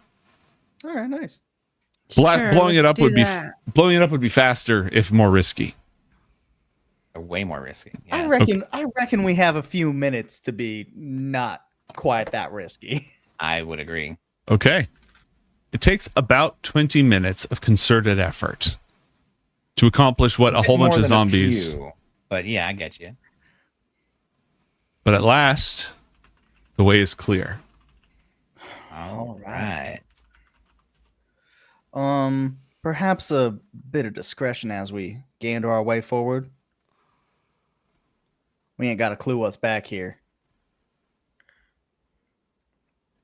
Certainly, of course. Is that all? Oh, yeah, no, let's go. It's a surprise. That's just my way of saying I think we should be stealthy. Utilizing his prestidigitation, John cleans up real good, real quick, and is ready to join the party.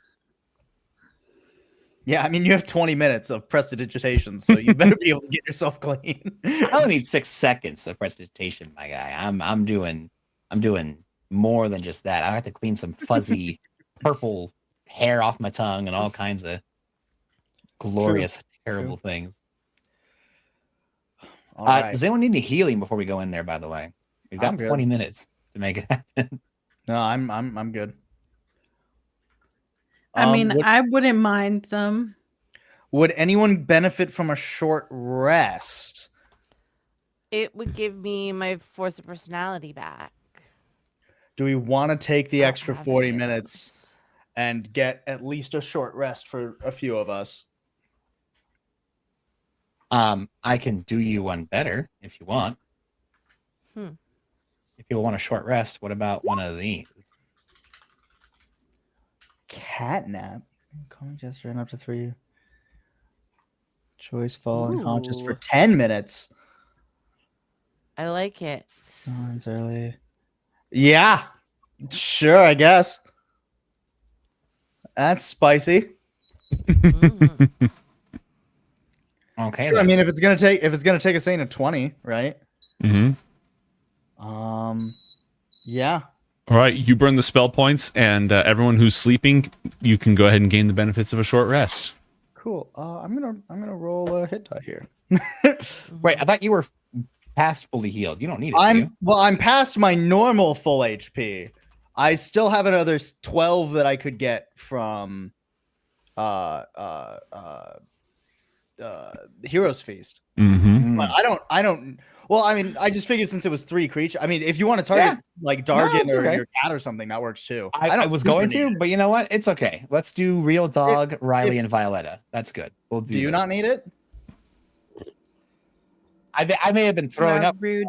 5 minutes, but I require no reason. Sure. Okay.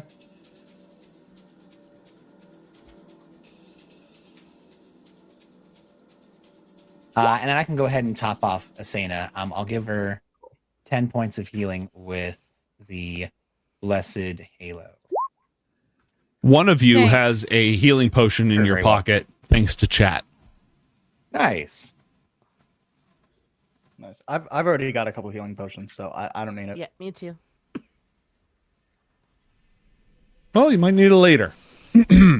Chat, you guys have been very busy tonight. I appreciate that. Chat is lovely. Thank you, chat. Even if it started off with that horrible thing, you guys, letting all the enemies on us. But anyways. Yeah, cool. I think then we're good to proceed. Mhm. All right. Let's see here. Is there a need to proceed stealthily for a second? Stealthily? I think so. Yes, I we think should get so. a good look at No. how I think- things are happening. I think that's a good idea.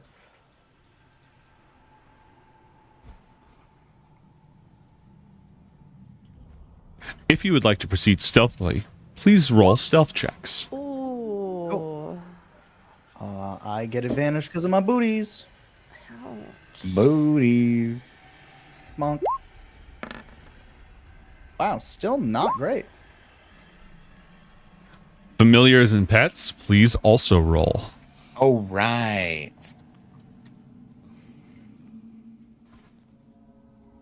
He's a water nymph.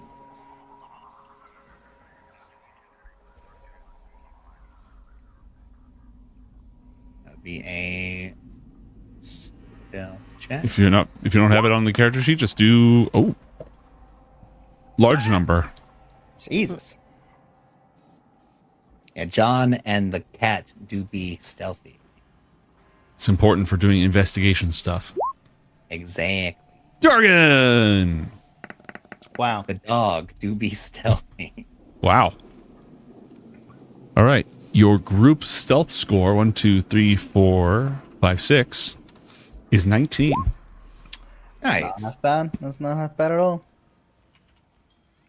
As you move through, you all smell sulfur. Oh. This Hey, mate, before we cavern. move in here. Yes.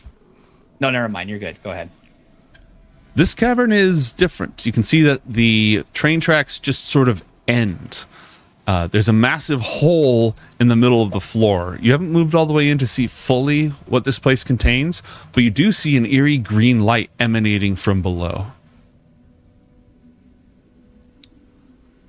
Reckon that's maybe that treasure everybody's been looking for, or something else.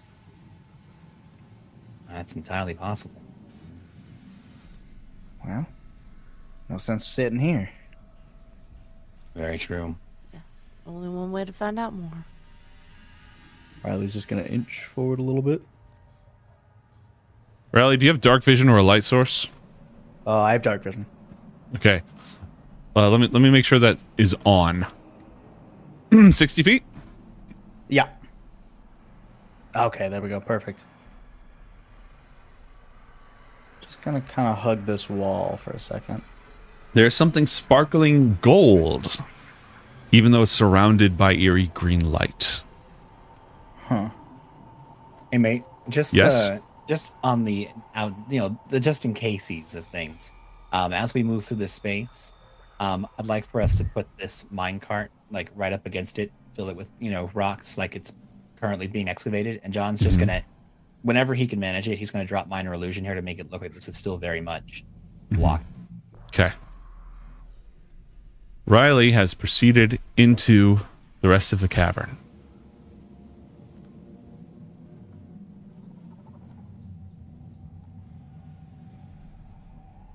Oh, and mate, in the minor illusion, at the very top of this little thing underneath the rod, John's gonna leave his dual disc camera looking out on Overwatch. Got it. And you can pull that up. Camera? Legendary Don't new worry. dual disc system. Oh, I'm not sharing that with anybody. Did one of the coriander arcs go to Battle City? No, Basically. but he watched that shit growing up, Oh, gotcha. right. and he made his stuff look like it. John's just like me, Yep. for real. Gnomes, can you check and see if dark vision is set on Yes. How much dark vision do you have? 60 feet? Okay, activating. Is that better? Yes, looks good. Thank you. Okay. John, as you get closer to that central pit, Yeah. Kontaka gets angrier. Oh, good. This is the fiendish presence. Right? Yes, Violetta, you think you see something like a satchel or like a minor satchel or something on this body right here. Another bag of holding. Let's go.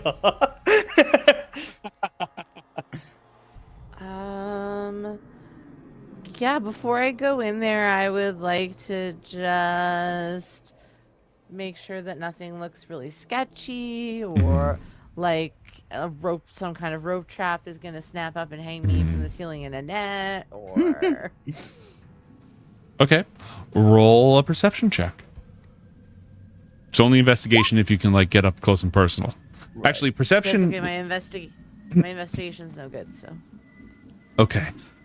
It looks like a lot of the bones of this skeleton are like completely shattered. Not even like shattered into just pieces, chips, shards. If I look up, like, is there a crazy high ceiling or a big ledge up there, or is it just... There's definitely an impact, like signs of a major impact around it, but you don't see a Indiana Jones style falling block or anything along those lines. The other skeleton seems to have shared the same fate. All right. Riley, up to the north, that's a cave-in. That's a cave in. Cool. Mm-hmm. Does it sound like people are working on the other side of the cave in? Nope. Okay. And I'm just gonna inch a little bit further.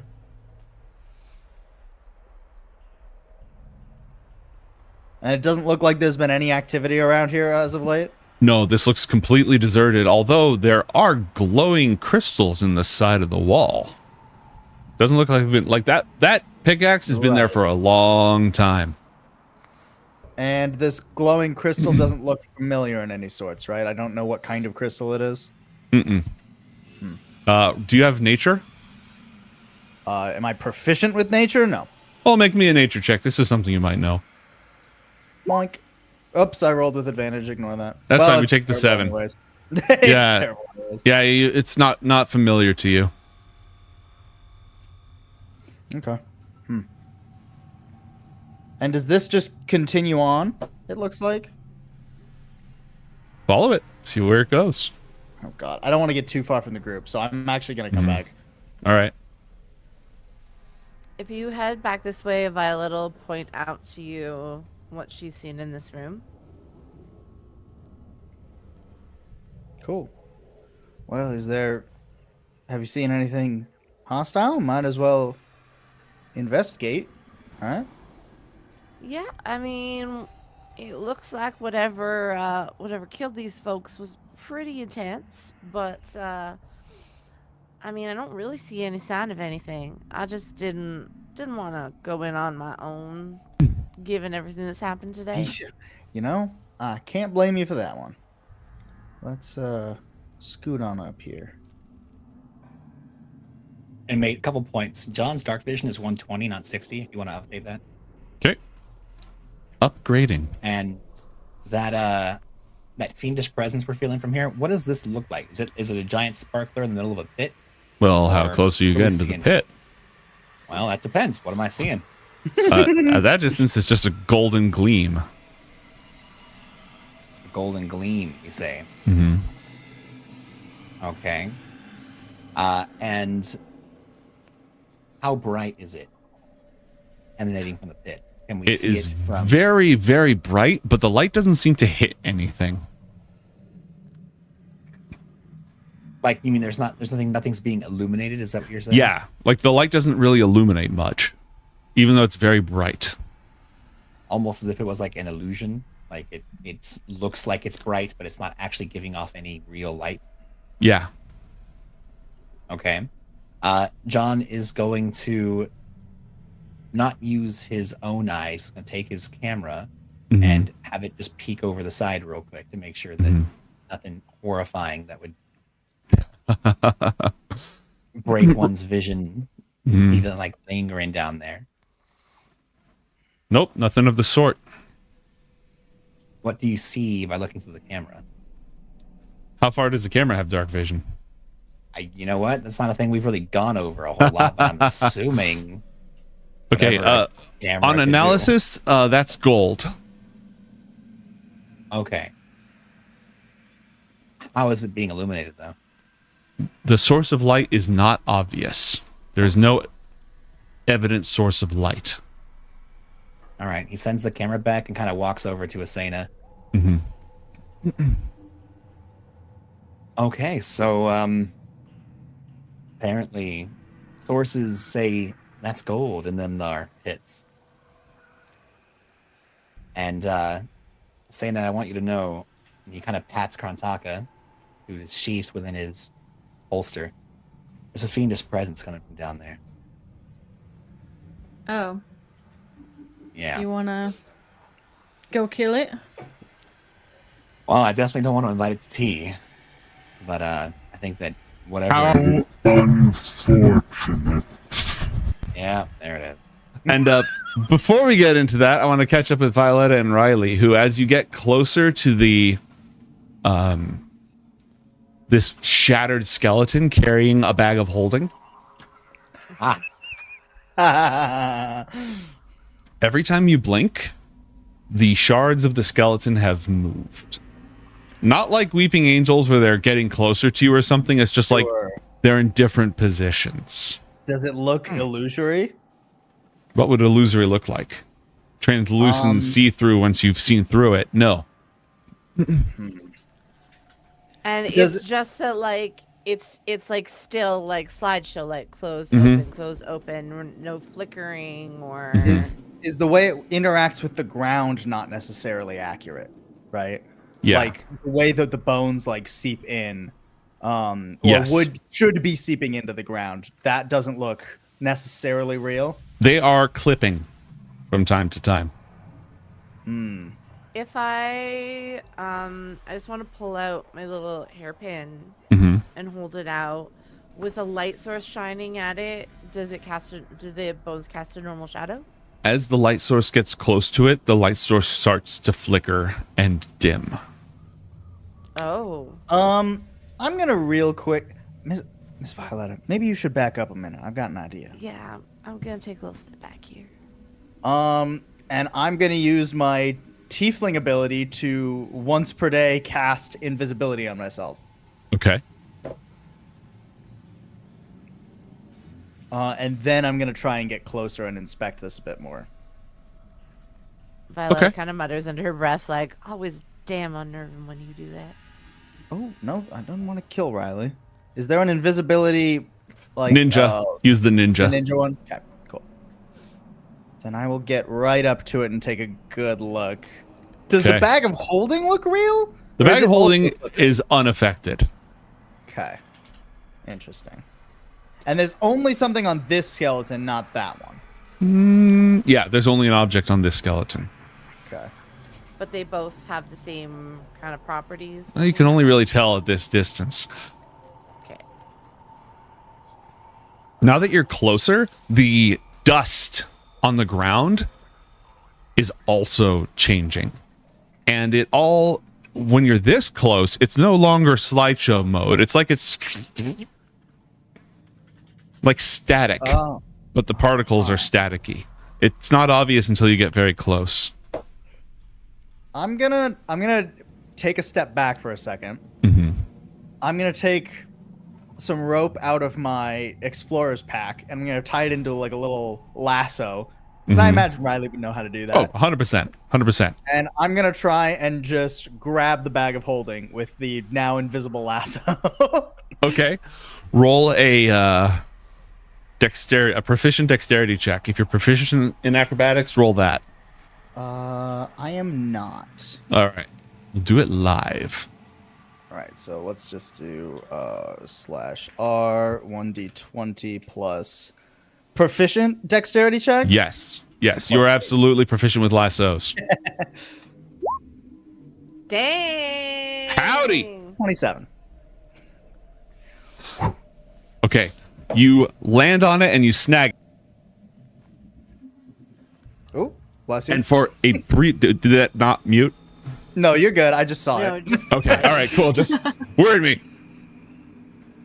When it lands, the skull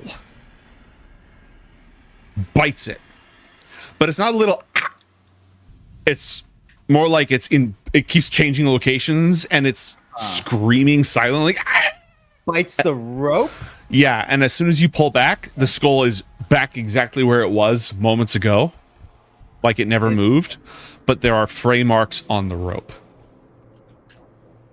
I'm just gonna invisibly wander over to Miss. Did Violetta see that as well? Yes, Okay.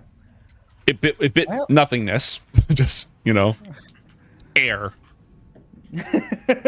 Okay. Yeah. Sure. Now, Well, what in the I, hell was that? I am not entirely certain, but I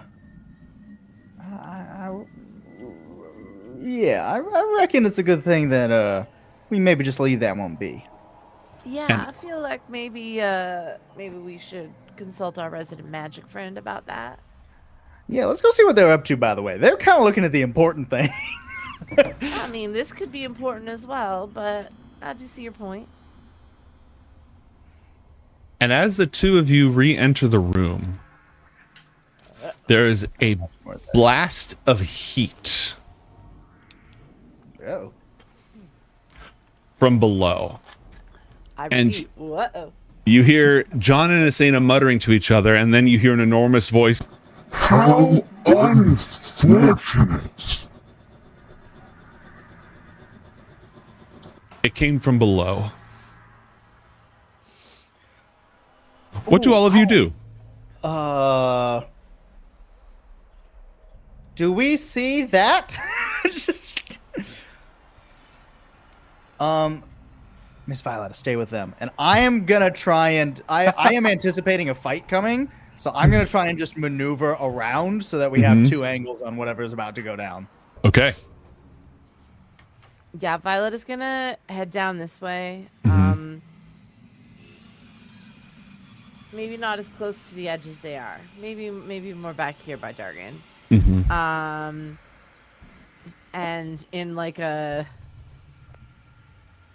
not a whisper, but like maybe a stage whisper kind of thing, be like, now, do y'all have any idea what the hell that is? Well, pretty sure we're in the presence of the Motherload. This is likely the spot that the Prospector made their deal, their Faustian bargain so long ago. Making Devil's Claim what it is. Down there is untold riches beyond the wildest dreams of any who have thus far attempted to breach into the innermost sanctum of this mine. And the fiendish entity that made the bargain still resides there, at least in part. You think that whatever part of that entity still resides there might have all those missing memories of my friend? It's very likely, although they're not bound to release them. We don't know the particulars of the Prospector's, Mr. Bell's pact, bargain, or contract, and so we're not sure exactly what we're going to face when we go down there.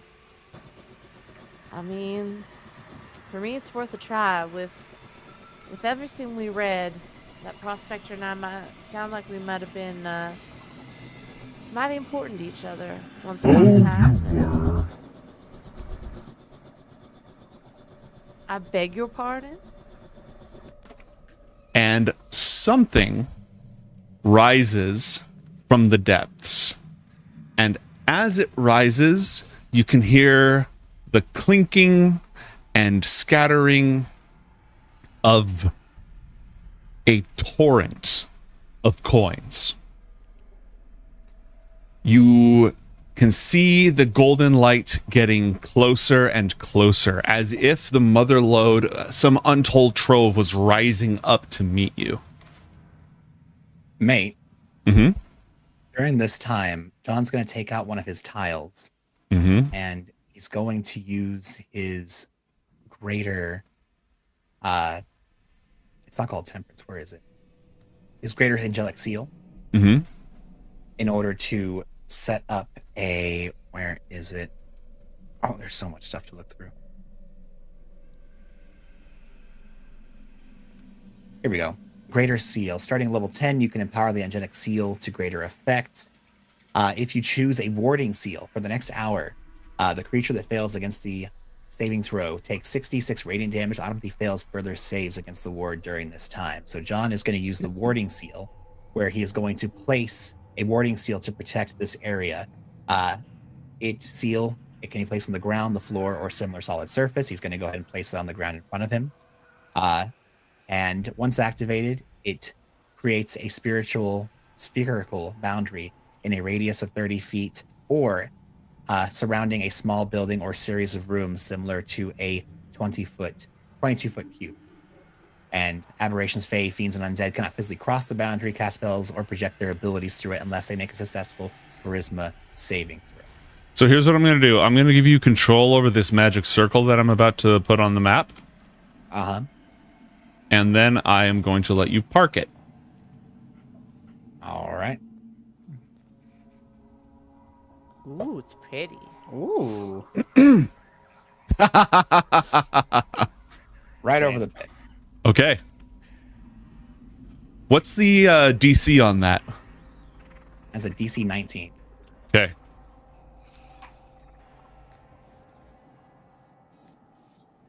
Something slams into it from below. Oh, there's a token under there. Now that's twice rude. First, you assume that I don't want tea. I love tea. And second, when I show up to have a nice conversation, you put a lid on it. Well, let's have a conversation then.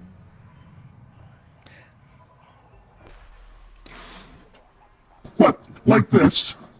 Through this magic glass ceiling? Look, I'm let maybe, me just tell okay, you go for that it. you know nothing about the glass ceiling. Speak to someone like me, a working woman in a man's world, then you might actually understand the concepts. I've actually talked with multiple very satisfied customers about closing that 70% gap, and I can assure you results that will bypass any such obstacles you may have in your career. Oh, I've bypassed those obstacles myself, sweetheart. I happen to be, other than, Mr. Fancy Pants rich guy, I happen to be basically the wealthiest citizen in town. So, no, I do not. Thank you. I'm sorry, you should be very proud. Mate, question. Did this entity attempt to pass the barrier? It encountered it and did not attempt to pass it. Okay. It kind of just like walked forward and thunk. Exactly. Exactly. Is this a two-way barrier? It only blocks fiends. Well, Can I throw popcorn at it? Yes. yeah, you can throw popcorn at it. You can throw more than popcorn at it, but yeah, you can throw popcorn at it. Do you want to throw popcorn at it? Just a couple pieces. I'm not using all of my enough popcorn. But you have enough. You should be fine. Yeah, but enough eventually turns into not enough. This is stale. Wow, rude. I'm accustomed to the finer things in life. Over here, you were just begging for tea. I thought you'd want some popcorn, but I guess not. I was not begging. I was merely commenting on the rudeness of you to assume that I wouldn't be interested in such an invitation. It's well, not about now it's interest. rude that you didn't enjoy my popcorn. Mate, does John know what this thing is? Or who this thing is? You can't see it very well. There's a lot of special effects in the way. You can tell it is huge sized. And it's gold, or it's wearing a lot of gold. Well, remember, this is a spherical, spiritual boundary. You can't actually see it. I mean, this is for visual effect. But is it hiding behind whatever this is? Yes. And so is this thing just floating in the air? What is this? What is this It's thing? floating in the air. It's what was shining the light. Okay. So Just giant floating magic. no, here. So sigil. here you go. I have a camera here. The camera goes down into the hole, stays within the circle, and it goes past this little doohickey and looks at this thing, so I can get a good look at it. Thank you. Okay. Oh, yeah, I know who that is. Damn. You know who that? Oh yeah, you do know who that is, don't you? I absolutely know who that is. This is actually a good time for me to ask. Would Riley feel familiar about this entity at all with the subclass he has? If that makes sense to you? I bit of a curveball. I don't believe so. Okay, cool. This is a diabolic entity. This is a devil, first off. And it obviously has a wealth connection. Right. Cool. So just felt I should ask. No worries. valid question. Actual devil, proper crossroads deal. Mm-hmm. Hey, so Matt knows who this is. John, I'm assuming, would know who this is, but do you want me to roll to see what John knows about? Arcana or religion would both be accepted. Can I do both, or gotta choose one? Choose one for the time being. All right, let's do air cannon. 27. Ah, Okay. Mammon. Yep. The archdevil Mammon. Lord of Greed. Dude. Love it. I literally looked up Archdevil of Greed, and I thought it was Moog, but it's Mammon. You're right. Mm-hmm. Oof. Okay, well, Riley doesn't know what that means. He is the Lord of the Third Circle of Hell. Yeah. What is he doing here? Do you want to ask him that? And bargain with the prospect. Yeah, I want to ask him that. Waiting for delivery. Delivery of what? I don't have a delivery. We can change that to the mutual benefit of all involved. You see, what's your name? Good sir, with the gun. I can see you're a man of business, just not with me. Is he talking to Riley? That is a very good point. Yes, he's talking to you. I was like, there's two people with guns. Oh, God, so There's 3 people with guns. 2 of them are men. He's addressing Riley at this point. I've already got some going. I don't need a second one. And I think Riley's gun just starts to like smoke a little bit with that black dust that comes off of it. Oh, I see.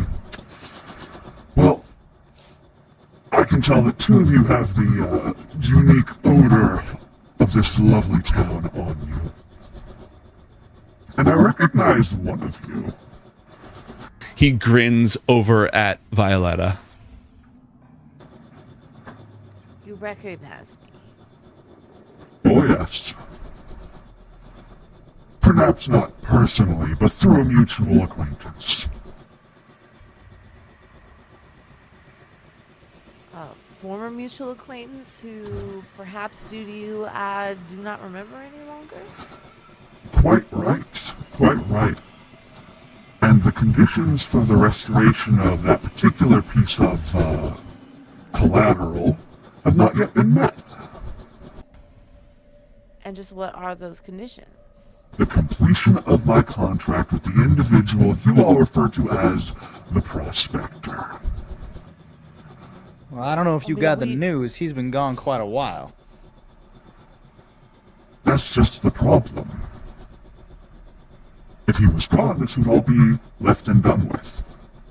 But I'm afraid the Prospector has been lingering, loitering, delaying, procrastinating the consummation of the final article of our arrangement. Is the final article his death? No. Oh no. I bequeathed upon the Prospector the entirely outrageous and geologically improbable mineral wealth and mineral rights of this mining establishment, which once exhausted would terminate the terms of our agreement, upon which I would collect my payment and our business would be closed. But that hasn't happened, see, and so I've been waiting, and I like to think of myself as a patient man. You have to be in business. Being impatient gets you nowhere. I even respect the Prospector for their clever little workaround, but it is really only a delaying action. So to clarify, to make sure I heard you right through the voice filter, Yeah. the deal finishes when all of the wealth has been mined out.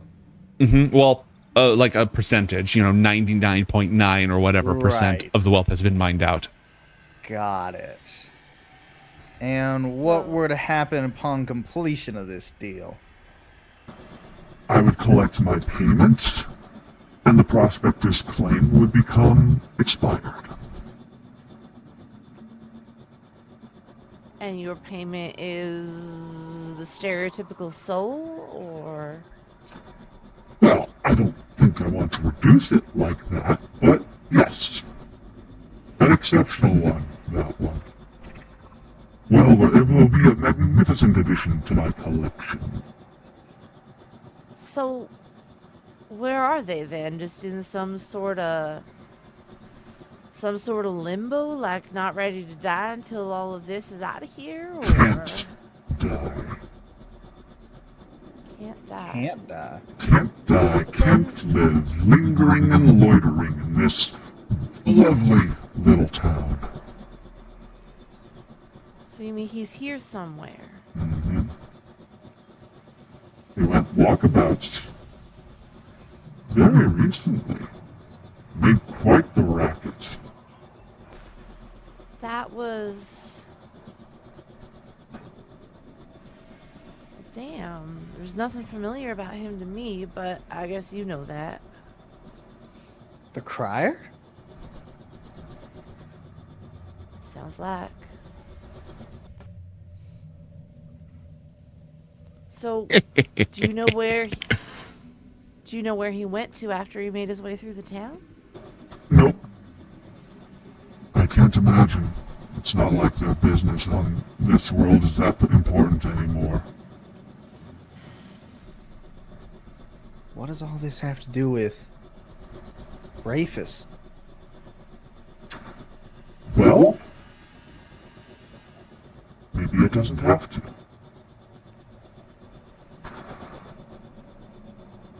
The out-of-towner, the foreign business investor, is looking to assist me in closing this deal. Allow me to write this off of my balance sheet, and what happens afterwards is none of my concern. And to that end, he and all of his lovely little zombies have been digging their way to... And with a wicked golden gleam, Mammon gestures down, because that golden light wasn't all Mammon. Some of that is a life-changing amount of wealth down below. I'm gonna make my way And back. now you're saying that the around. prospector just didn't find this in his life, or? No, he left it on purpose. Precisely, I wasn't sufficiently... Who's going to You leave weren't that much clear on money what lying not around? dying meant. It wasn't that so much as the collection. I gave over all of this wealth, but failed to put a expiration date. And the terms were very clear that the wealth had to be removed from the ground in order for it to terminate the agreement. And the agreement was just that he would get wealth and have a claim to it. To this entire little town, all of this exists on his sufferance and, regrettably, mine. So Rafus can't do anything as long as the town technically is the prospectors. So until this deal is done, I suppose then we're he just could- in limbo. He could burn it down. But he couldn't actually claim this treasure unless everybody leaves. I'm gonna I'm gonna put my invisible hand on Asena's shoulder and be like, Mhm. Can you do that mind talking thing for a second here? Oh, like this? Oh, man, that's weird. But yes, thank you. I reckon we collapse this place, leave this feller here, and go deal with the Lord. The town, The Lord. yeah, Lord Rafus, who's trying to get down here and let Mammon free. Yar. Yeah. If we collapse this, if we keep Rafus from getting access to that last bit of wealth, that deal's never done. The prospector's never dead. The town is never the Barons. You think that Mammon's just gonna stay inside here? I mean, he has been, presumably. Also, I think this is a great idea as long as he is not listening. John's gonna like saunter over to Violetta. You know, I hope Riley isn't trying to tell Asena to trap this thing down here, because that's a very small bandit on a gaping wound. Mammon found one person to come digging out. That's never gonna end till this is gone. Well, fuck you, John. Were you saying What's that your out loud, idea, then? by the way? Were you saying all that out loud, John? Enough for Riley to hear. To whispering it to Violetta, yeah, as long as she can hear it. Well, what's your bad idea then, John? I mean, John can't hear what you guys are saying. John's just like, hey, you know what? But the Having a private conversation. I think that's comedically funny. But you're speaking out loud, so I can hear you. Absolutely. As long as you could, hear the whisper. But yeah, absolutely. I could have done it. I don't know what you're talking about, but I'm sure you could have, Asena. Mammon. I don't did love not- the idea of Sorry, go ahead. Oh, no, you're good. You're good. I was Players gonna first. say, I do not love the idea of walking away from this. But I will fully admit that I do appear to have a personal investment in this now. And I do understand that influences my opinion of the situation. Look, all I'm saying is this. The problem is if we don't cave this place in, if we don't figure out a way to deal with this fine sir right here, then we just leave it for Rafus to come down. I mean, we've opened the damn path now. All he has to do is saunter in here with another 20 fellas he's paid to come overseas. Well, it's still not his. The terms of the claim Yes. are very specific. He might try to take it out from here, but it's not his. See? Sure, so what would happen? How is he going to help you complete this deal then? What, he digs this all up, puts it in a skeleton's pocket? He drives everyone who lives in this town out until the town is dead, no longer able to legally hold on to that claim that has been transferred to its name. As soon as that happens, the rights become null and void, and the claim is then dissolved. Which is why he's been trying to starve us out. Why has he been trying to get down here then? If all he needs to do is get rid of the town, he could have just set fire to the place. I'm not lifting this stuff up for him. So this was largely not the main objective that he needs to do. Oh, this is what he wants. I can assure you, I've seen it in his heart. Wealth is going to make the difference. It's going to make him someone in the old country.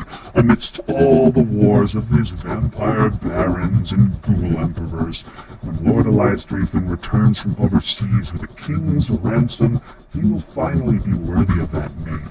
Worthy of the name that his mothers and fathers bequeathed upon him that he really doesn't think he deserves. He wants this, and he can't have it when all of you are here. And I can't imagine why he hasn't just burned the whole place down. Maybe it's an image thing. I haven't asked. Why do you want the town to go away? I don't. I'll be honest with you, outsider. I don't give two copper coins about this town. I have a deal. I haven't been paid. I like getting paid.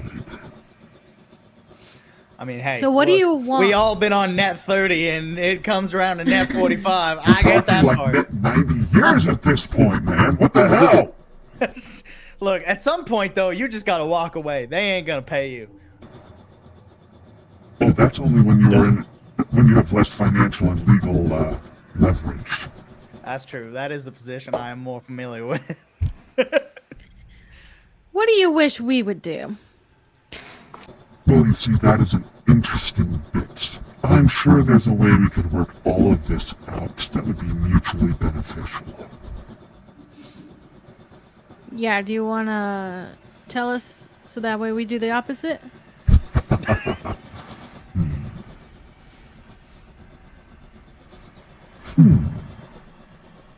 John, you got some way to poof this motherfucker out of here so we don't gotta deal with it, or...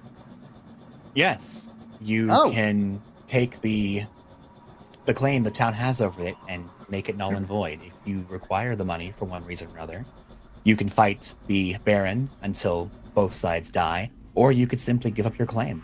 As long as the party that owns this no longer We has any don't have a on it. claim.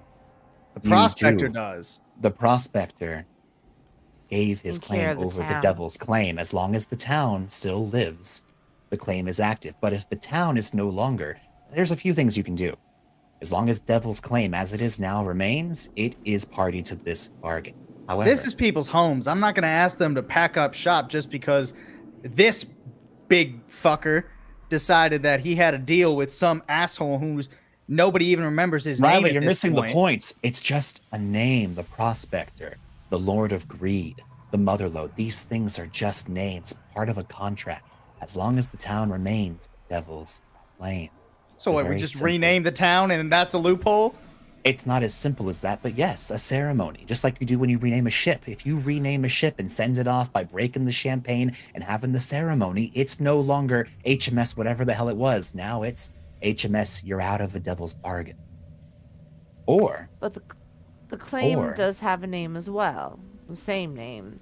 Town's just named Correct. after the claim. And I mean, if Correct. there's some kind of legal bullshit going on with this, I ain't see any way we can change the name of the claim. you can also meet the parties present on equal footing, have some sort of interaction. You can bring the Baron with Mammon, discuss the finer points of the contract. You yourself, Violetta, are acting as a advisory to the prospector, now the You wandering. want to actually whatever you bring the called him. Lord down here and have a big old fucking parlay with Riley, you asked how we can make this the problem just go evil away. Grave These are Baron, Lord Vampire guy from overseas and a literal archdevil of hell. You think that that contract is actually going to work out in the town's favor at all? no, but you have leverage, Riley. As long as you Leverage keep then- fight. The leverage then that we need to go after has got to be the prospector. Any ceremony is going to be valuable. We got to find him so that he's there. If the devil's claim, if the name of that claim is important, it doesn't matter if he gave the claim to the town. We got to find a way to rename it. The whole town's got to come together, and he is part of that town. You're putting the cart before the pack animal, as it were. Yes, these are all good points. What I'm saying is you need to come up with a plan, regardless of how you want to go about this. Yes, finding the once prospector is going to be important, but you're going to have to decide, is your town willing to just pack up and leave to get out of this? Are they willing to fight and die I to thought try you and just win said we this could do whole... a ceremony thing. Riley, can you give me a moment to explain? The easiest way to get through this would be beneficial to everyone, would be to give up the claim. Have the prospector in the town give up the claim, but you don't just have to give it up. Unless all of you are willing to just die or leave, this Baron doesn't get anything.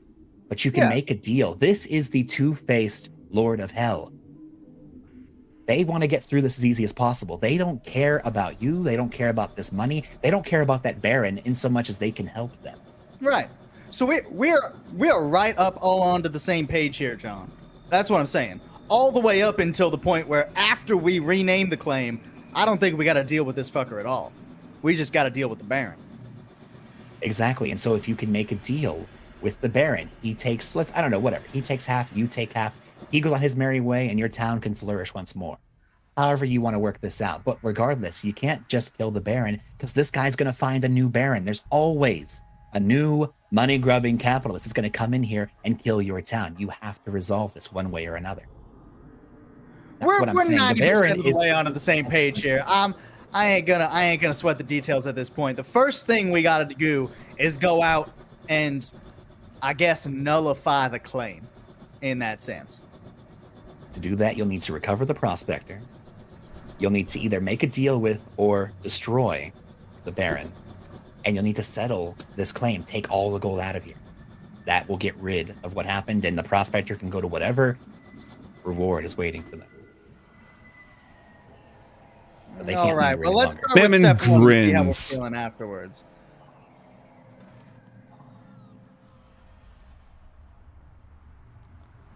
We also wait, and I for this I'm gonna get up close to John, and so like, John, come here. Come here. This part, I'm not angry with you. Just come here.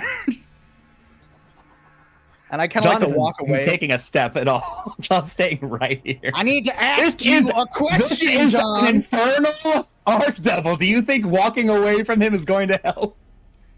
Everybody's got fucking ear. Fine. I just look straight at Mammon and ask, what does any of this have to do with that fucking Kerr guy then? That's a more recent development. Would you believe that I have no part to play in any of that? No! I didn't think so. Because even if this is just a Lord Rafus thing, you're the one who picked Rafus out of all those evil capitalist motherfuckers that John was talking about. So I don't buy What your makes ass. you think I picked him? How do you know he didn't come to me? After all, this is not the first time he's done something like this. I just happen to have a pre-existing legal claim on this particular miserable shithole that he wants to drain dry. Dreyfus is the kind of person that in my line of work you would just cross paths with. I don't buy any of that, but fair enough, I guess. What is Dreyfus, Mammon? Aside from rich and really powerful. What more is there, John? What does he want with this town aside from its wealth? Why contact you for this? The town came first, I was second. I won't pretend I don't have some dealings with him and his organization, but up until now it was all pocket change, small fry. No, he really did hear about a fantastic treasure up in the hills. He came out here. He learned from me the terms of the contract. I didn't seek him out. This has been a line item on my ledger that I knew was going to come up again at some point, and when it did, I would be ready. And all I needed was an Elias Drafen to make it happen. That being said, he is eminently replaceable.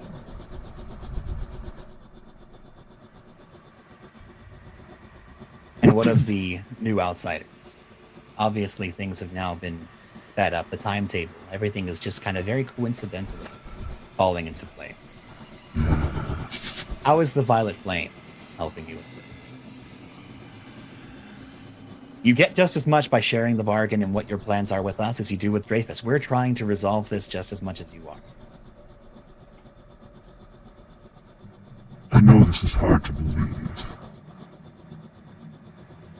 but I have no business with the Violet Flame. War and ruin are profitable if you know what you're doing, which I obviously do. But this arrival was unexpected. That drippy fellow, Gramith, he was their representative. The Oh, great. experiments that they were performing on ghouls to change them, modify them, that is what they're actually interested in. All this wealth is just a means to that end. A willing ear, a man who's willing to do anything to get what he wants. A new tool, a new toy for him to play with. And the resources to spread these creations, make more and more of them, and run them across this miserable desert. Ruin and war. An interesting project, I'm certain, but not particularly my interest until real market movement starts. And this agent, Gramith, was the actual person, or are they working alongside them? Gramith is the only one I've had the displeasure of meeting. We need to find that estate. We need to find that prospect. And we need to find that piece of the flesh. I might be willing this to point? assist with that last one. What was that? The matter of the flesh.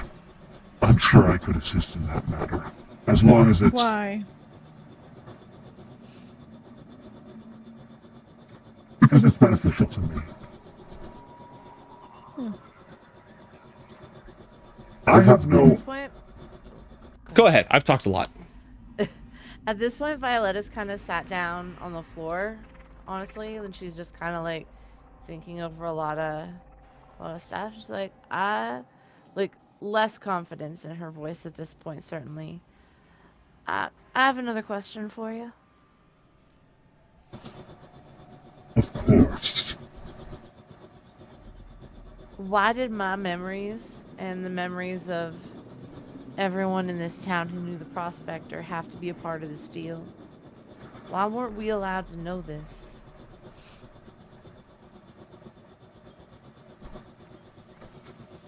That's a tricky one, see? Because I can't tell you. Because the reason is covered under that part. I could tell you that it's collateral, and that when our business is through, it will be returned.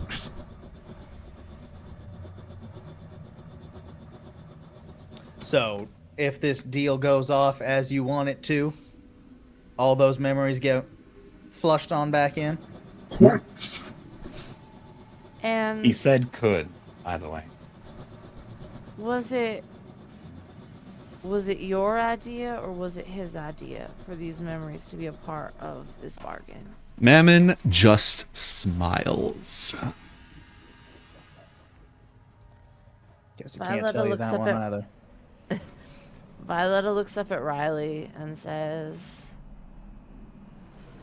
I may just have a knack for becoming friends with gentlemen who pull all this self-sacrifice and nobody else needs to know. I'm gonna take care of this and save this town all by myself, Taps. Guess that's a little rude, but I can't say it's not fair. Oh, I mean, I don't mean it as any kind of insult. I just mean, apparently that's the sort I attract. And she like, as kind of like down or whatever she is, she still kind of winks at you. She's still like, still gonna tease my best friend in the middle. For of the all this. for like the first time since this conversation happened, Riley actually has like a genuine, at least part of a smile, and rolls his eyes a little bit. So what do you suggest then, oh mighty planeswalker John? John looks at Riley I'm fucking with you a little bit here. This is just me having derision fun. and is very much like kind of, I don't even care. In so much as he wants to do good, he does not care about this deal. He doesn't care about this devil. He needs to get the flesh of Kor.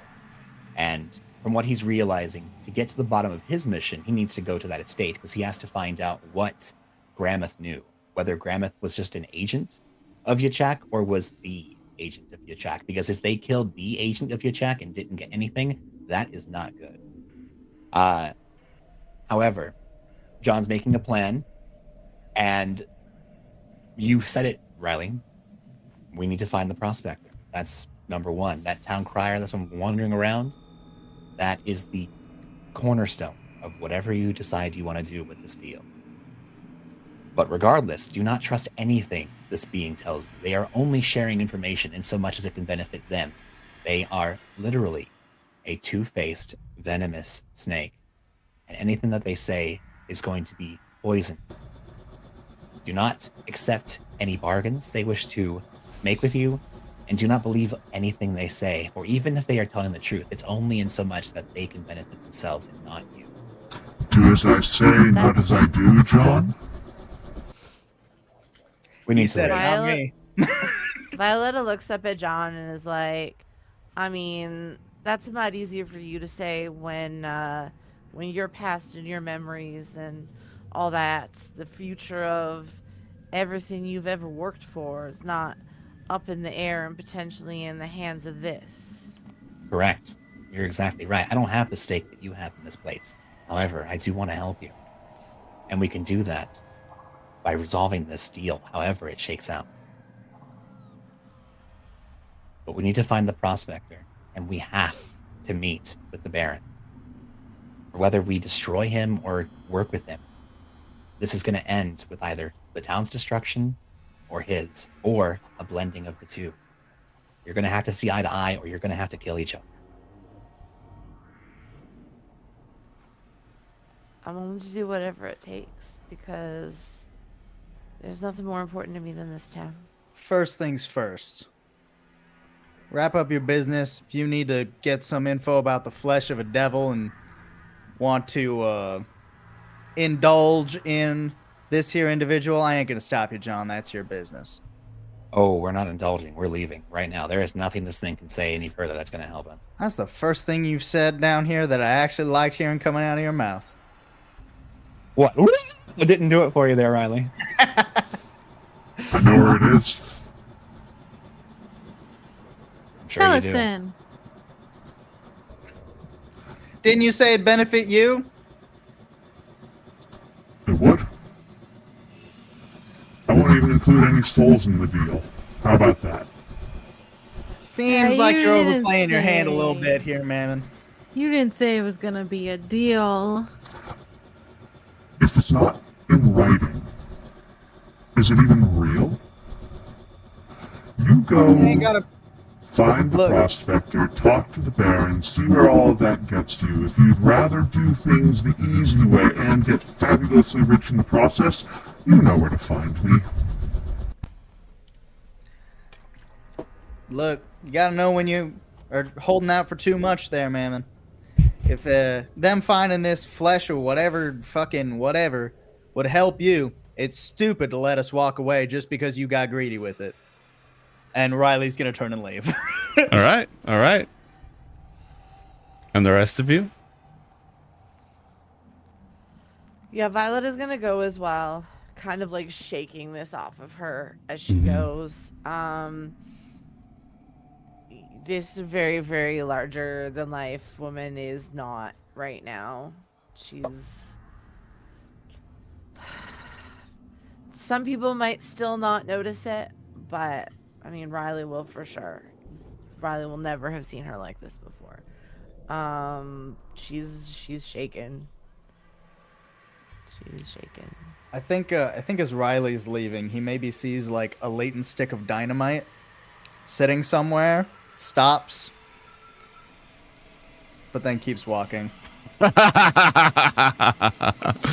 Any other closing remarks as we end tonight's episode? John's gonna lean down, pick up his tile, and drop the protection that separates the party from the motherlode. And in place of the tile, John is going to set down a gold coin. He's going to say in Infernal, "The count of my coin is more reliable than the roster of immortal hearts and mortal souls. If you tell me where the flesh is, you get a single gold coin. If you don't, I'll find it and you get nothing.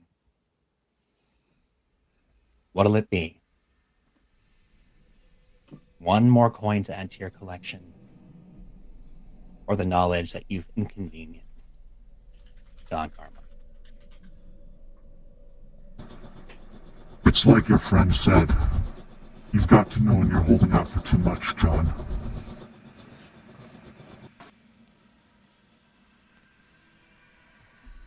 John kicks the gold coin into the pile that does not belong to Mammon, and he walks away. Cool. And That leaves just me. that leaves just Asena standing there. Yeah, I don't need gold either. I already have a lot. Plus, it's dumb anyway, because I already have all the spoons I need. You don't have this one. And Mammon pulls out a 3-foot-long gem ruby encrusted golden spoon. That's too big. I can't keep it in my pocket. I know, I just wanted you to know I had it, and you don't. Well, maybe I'll take it when we kill you. I like you. Yeah. Well, also, my boyfriend would be very mad if I made a deal with you, so bye. Okay. And one by one, the party walks off, and as they do, Mammon watches them leave. And as soon as they're gone, he vanishes. And I will see all of you at Loriander in just a few minutes. Where the hell is the end stream button? Damn it!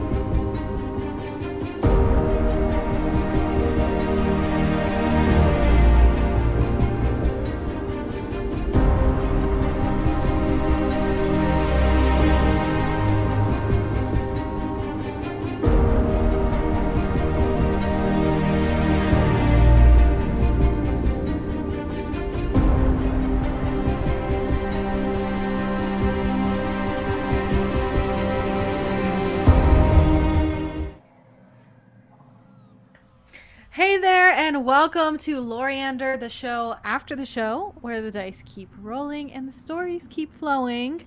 We're here to take a peek behind the curtain and share a behind-the-scenes look at the last episode of Coriander Society.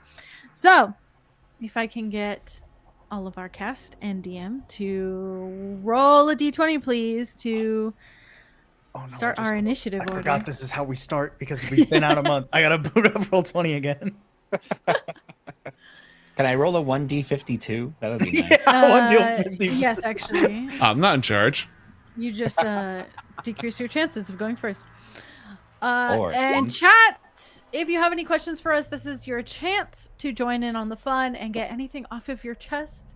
Do you have any burning questions after what happened? I know I do, because I didn't make sense of any of that ending. We'll be selecting some of your questions to talk about live on air. So ask in the chats and you might get to talk to us. Okay. I did not roll. So You should pull DM privilege to go in whatever order you want. that's true. Looks like, unfortunately, Matt is going first. I'm just What? kidding. Got it. Kidding. Matt, how are you today? I am doing quite well. I had a very long but good day. Lots to happen, and I was looking forward to getting back into the swing of things this evening. Did you get your swing? I got my schwang on. Before the episode, for those of you who are unaware, for the most part, we're all really nice people, but we're adults. Some of us, imbibe from time to time. And there was one cast member that said they were going to go into this a little bit schwiggity wiggity, and it was I who actually capped up our episode by being exceedingly high. You did? Well, not like in real life, but John was incredibly did. high. Yeah. Oh, I get it. Okay, And- all right. That In was my- Minecraft, guys, in Minecraft. Minecraft. In Minecraft. Yeah, I was tall. I was on the skyscraper just doing my thing. Actually, that was really stupid but funny. I liked that. It's not D&D if you don't get horrifically derailed by doing imaginary drugs with your friends. Oh yeah, absolutely. That's all D&D is about. It's processing trauma, it's doing drugs without repercussions, and it's flirting with everybody that you've been wanting to in real life. That's just how you Damn do right. things, Damn right. Oh man. Basically, just like theater. It's basically just like theater. I think we've talked about that every time we brought it up. It's theater with dice. It's just drama. It's just drama, It is what it is. It's good stuff. So, would you say that was your favorite part of the episode? I always love whenever Joe gets to pull out things that do bargains, whether it's Fey Lords or Devils. I think that interacting with the Lord of Greed was a highlight of the episode. That was very fun. So I would say kind of moving into where we found the Mother Lode and then moving into that discussion, that was my favorite part. But the funnest part for me absolutely was finding some music to jam out to and just pretending to be exceedingly high while you were all trying to figure out what to do. Normally, John is very much like, everybody, let's focus on the task at hand. And this time it was just taking the reins off and going, you know what? You guys do it. Yeah, and shouting over your loud music. Yes. I did ask if it was okay before I dropped it. I tested volume. I think it was live. fine in the beginning, and then it just It did seem to get louder. I think it was funny though, because the way I imagine it is just that's John's perspective. Like at the beginning of the trip, the music is just sort of like creeping in, like right, and then like as you progressively get higher and higher, you're I just was so completely glad. losing it. I was so glad you did that water thing because I was like, I need to end this now, but no one's touching me. No one's doing anything to drag me out of this. And as soon as I saw a chance, I was like, good, I can turn this shit off now. I didn't want to punch you because it would hurt you too much. That's true. It would be very. I mean, you could just say I'm gonna give him a little love tap on the cheek, but yeah, a normal punch would eviscerate me. Yeah, then roll. And then for you it. pulled me into your bag of holding. Okay, which so the almost only reason I even completely said that derailed everything. Only it's because thanks I to rolled a touchscreen natural moves. 20. If I didn't roll, I would never, ever, ever as a player say I do this to another player. But the nat 20 was I way thought it too was perfect. hilarious. No, to I not was just so go like- down for it. That was ridiculous. That was absolutely That was stupid amazing. and ridiculous. Thanks. And especially considering Riley has already been the one getting Oh yeah. picked up and thrown into places that they shouldn't be. It's just like it was hilarious just to have John just somehow manhandle Riley into a bag. Man. I wanted to be like really upset that you didn't remember you had a bag of holding on you, but I literally have a bag of holding on me. You do. Well, I've so- never used. I didn't misremember the bag of holding. I misremembered the rule. In my mind, which actually Yes. plays into like the whole Gratham thing too, because in my mind, I thought the rule was if two open extra dimensional spaces interact. So if I was in his bag of holding and opened mine, that would do it, which was Yeah, wrong. no. That's not how it works with bags of holding. Yeah, or portable holes, or haversacks. Yeah. They're all dangerous as all get out. Yeah. Let's move on to Joe with our Yeah, let's 7. How are you? I'm good. I had a lot of fun. What happens when a bag of holding goes in a bag of holding? When one bag of holding goes into it, when a bag of holding and a bag of holding love each other very much, essentially, the two of them create a hole in the universe, and everything inside both bags of holdings and maybe within a certain radius gets sucked into the astral plane.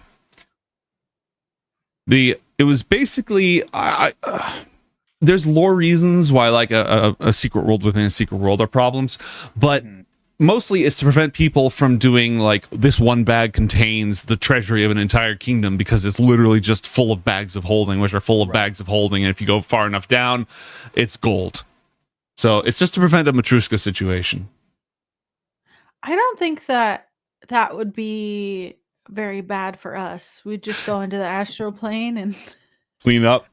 Well, it would have been bad for if it was just Riley. I would have gone to save you. Oh, any think other the creature issue within comes 10 feet into- of the gate is sucked into a random location on the yeah, so it would be the In whole random party. so we all would have ended up different places. Mhm. Oh, that would have been And fun. all but the not- treasure is scattered across the astral, and you lose 2 uncommon magic items. It's just Yeah. unless you're trying to go for broke, it's not something you want to just do on a Sunday afternoon. Yeah. Unless you need to get to the astral plane. And that's a really easy way to just get to the astral plane. I mean, you're not lying. I mean, it's expensive, but it is easy. I can imagine like 2 kids growing up in a small town. They're like, dude, my dad has a bag of holding from his adventuring days. Dude, my dad has a bag of holding from my adventuring days. They have won't no let me idea. go out to the party on Saturday night. Oh my God, we could just put those 2 bags together and we can go anywhere we want. It's like, oh my God, you're right. Let's do We could go through the astral plane to the party. I It's think like- you it's like a- guys it's like a just dare. unveiled like the plot of like Stranger Things. Yes, absolutely. Oh man. There's like a rite of passage that the kids in this town have to like put 2 bags of holding together, get sent to the astral. If they could find their way home, now they're men and women. They get to- Congratulations, son. Congratulations. Now you're a man. I remember when I did that. Remember when I went on my Your first time? multiversal adventure? Yeah, first time. What's the rate of success and failure for the kids in your town? Oh, we've got a population of 2 kids. Like 5 adults. You guys have kids? 3. We have to always have an odd number. always leave it on. Oh my God, ridiculous. Joe, what was your favorite part of today's episode? There was some fun stuff that happened during the fight. I liked you wall running and killing 2 zombies. I always love that like cinematic stuff. I love playing devils. I always love playing devils and supernatural beings. It's sometimes hard to remember that tricksters and stuff don't just do things to fuck with you, although they do just do things to fuck with you. They have their own objectives, and they are always keeping those in mind. And they're not just, I'm evil. But I've been looking forward to revealing Memmon's actions here for a while. And I'm really excited because it feels like we have some climactic energy now. Yeah. It's That's very true. it's very fun going through something like this and just having like a massive D&D like guy show up, because you really remember that we're in a high level campaign, right? Like you really remember, like this is like, yeah, you know, we were fucking around with guys in bucket heads at the beginning of this episode, but like the stakes are extremely high for everyone involved. Yeah. Yeah, it's like, oh, you're in the book. You right? aren't homebrew. You're in the book. Yeah. Yeah, I liked how you had this buried under like 3 layers of don't look. And I'm like, wait, I think I recognize that devil. Also Oh, yeah. crazy because I remember at one point, Gnomes, you said you didn't expect me and Ari to go out and find and deal with like the cart on the first night, right? Like this was supposed to be what we like kind of dealt with early on, Mhm. right? Mhm. So like this could have been session 2. This could have been Asena and John showing up and immediately were balls deep with Oh, an archdevils. Okay. Yeah, no, Right? Yeah. I've been sitting on this for a while. He's been on the DM layer underneath 5 levels of FX for months now. Sure. Oh, those effects are. Everyone, give it up for Gnomes real quick. The roll 20 effects are Thank you. amazing. Thank you. I love that little. I'm just looking at it right now. That little pentagram that's like the green flame. All Green animated. flame. So cool. Yeah. You know, it's a good point, though. It really does feel like the first couple sessions that we had for Perdition Flats was like, hey, here's the plot. And we're like, well, what if we went and just went after the thumb man? It's like, you know what? Fine, go after the thumb man. That's going to be good. You'll be fine. It's like when you're in a game and here's the main quest, like gold thing, and you're like, well, what if we run over to the side quest over? Yeah. I'm going to go The side hunt quest skeevers first, instead. and then we'll do the main quest. I also feel like it's at least for me as someone who hasn't been here the entire time, right? It's also felt like a little bit more of a real ramp up to like me and how I expected and how I ended up playing Riley too, right? Because like Riley deals with like ghouls and stuff, but Riley's very much a like, all right, we need to do this thing to fix this thing right now. We need to do this thing to fix this thing. And then we move on to the other thing that we got to fix. And then we move on to the other thing that we got to fix. And that's been his whole life, basically. Right. So for Riley, like immediately when thrown into this situation, it's like, all right, well, we got to fix the supplies. Those supplies are the most important thing. We can deal with the Baron and his weird power grab later. Right. And now we're getting into like the, this is so much more than I anticipated when I went out to look for food supplies, a day and a half ago. Oh my. Yeah, and now your character is caught between destroying the town or saving the town. You seem very passionate about saving the town. Yeah. Riley's definitely, I mean, his thing is the town, right? Like Riley has basically like ignored his whole life other than making sure the town works well.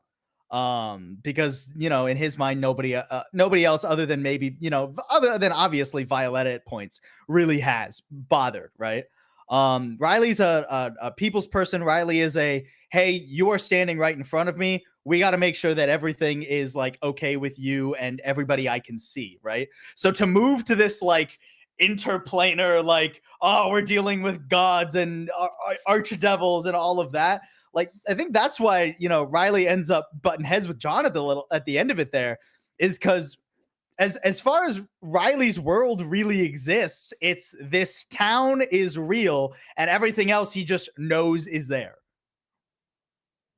What's interesting is the prospector was not that different.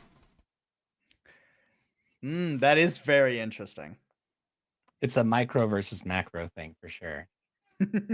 You've got one protagonist that's like, I need to save my little world because it's all I know. And you got one protagonist that's like, I need to save every world. So your world is part of every world. And therefore, this is important in the scheme that this is all you know. Of course, this is important. But in the scheme of everything ends, then, it's not as important. And I think that's going to make very interesting dynamic in the next couple of episodes where it's John and Riley kind of going back at that and getting each other to realize that both matter, right?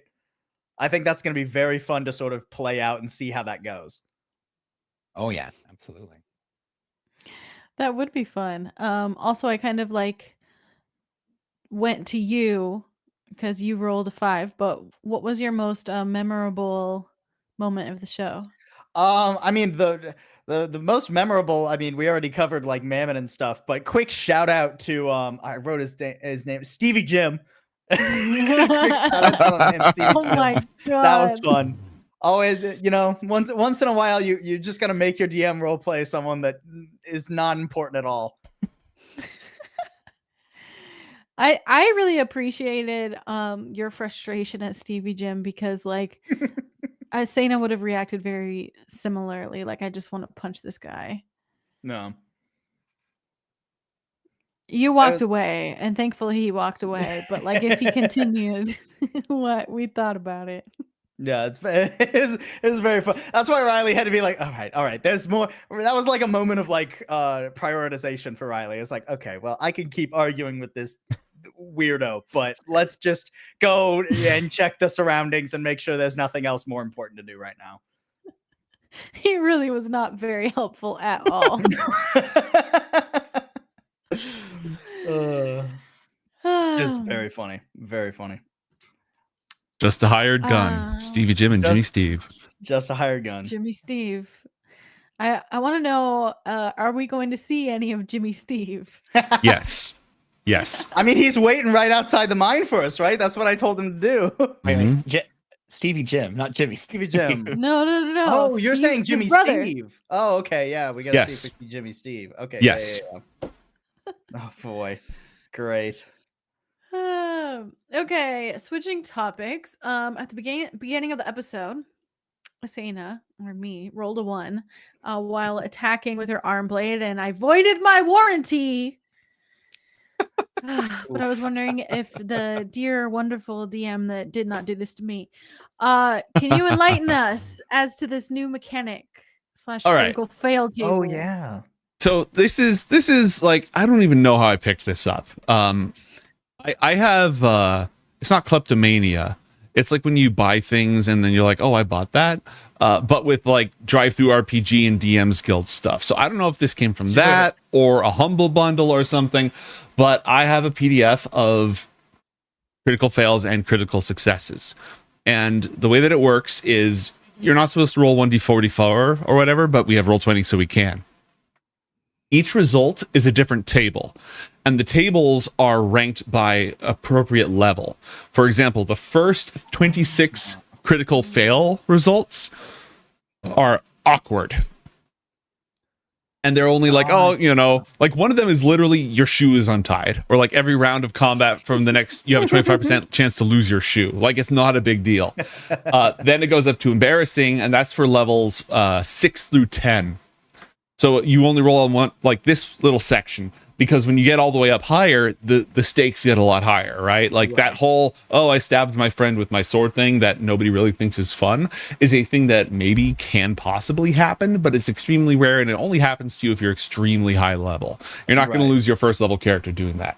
Conversely, the critical success tables work similarly, and they're broken down for the fails. It's like, were you doing a melee attack, a natural attack, or a magic attack? And for the critical hits, it's what type of damage was it? Bludgeoning, slashing, piercing, or magic.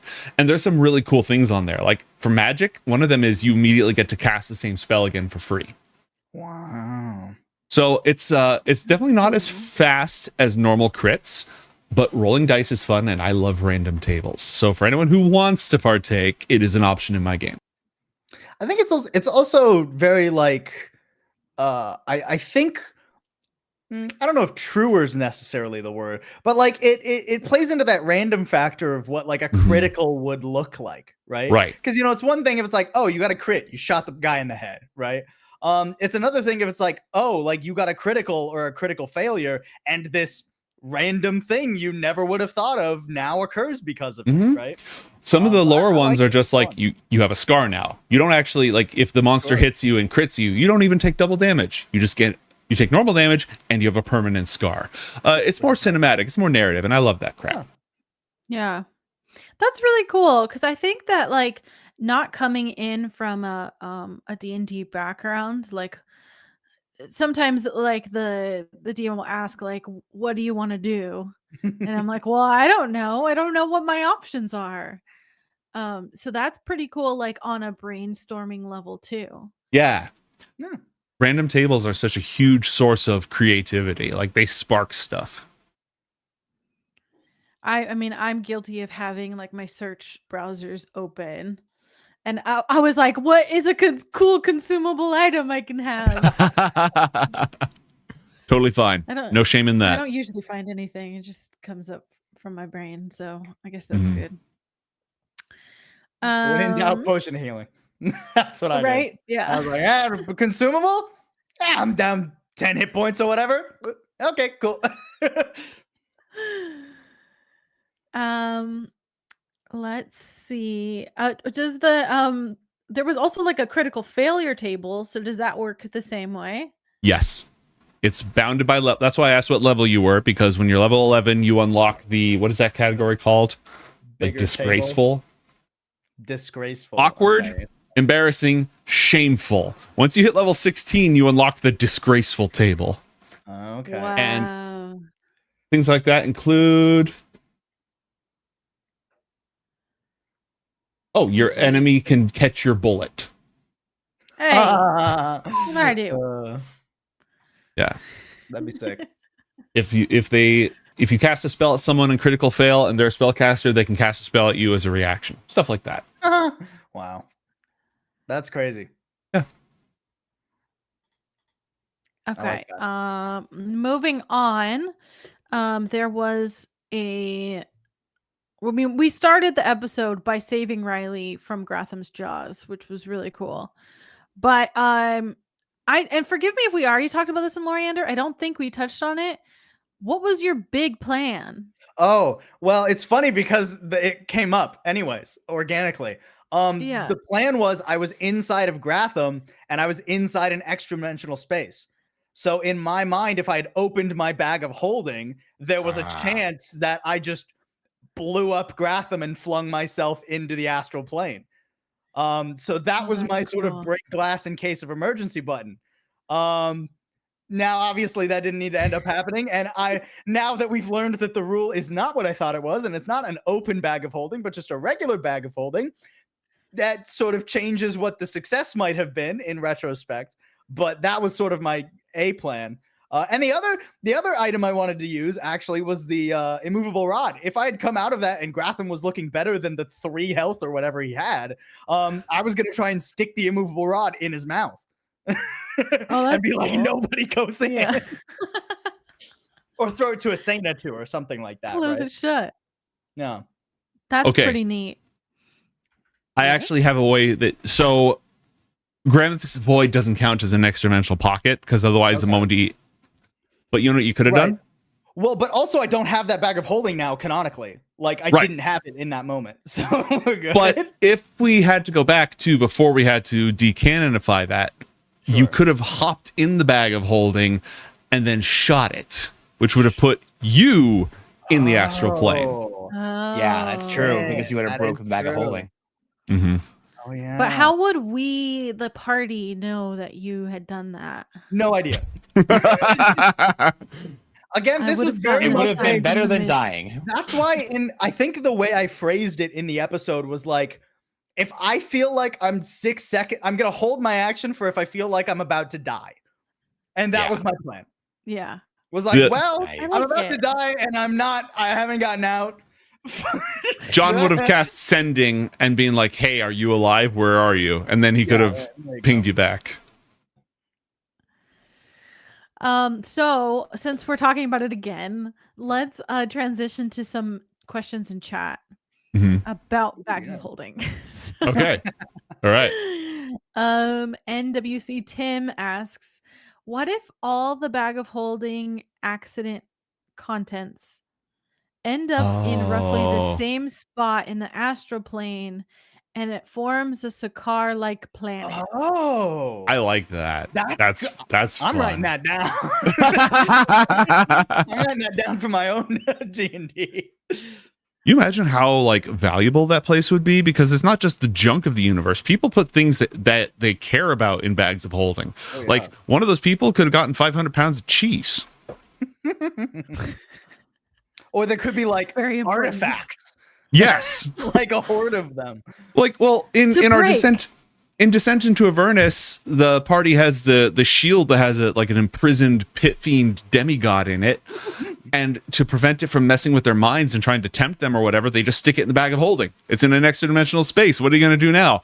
Well, imagine that kind of crap ending up in that one place. Well, remember, there was like several months ago when John's case of carrion was stolen. Rather than it being sent to just a random quadrant of space, if all the stuff that John and Asena had been collecting through their entire adventure had gone to Warworld instead of just being lost near Rocco, that would have been an entire adventure to recover in of itself. Mm-hmm.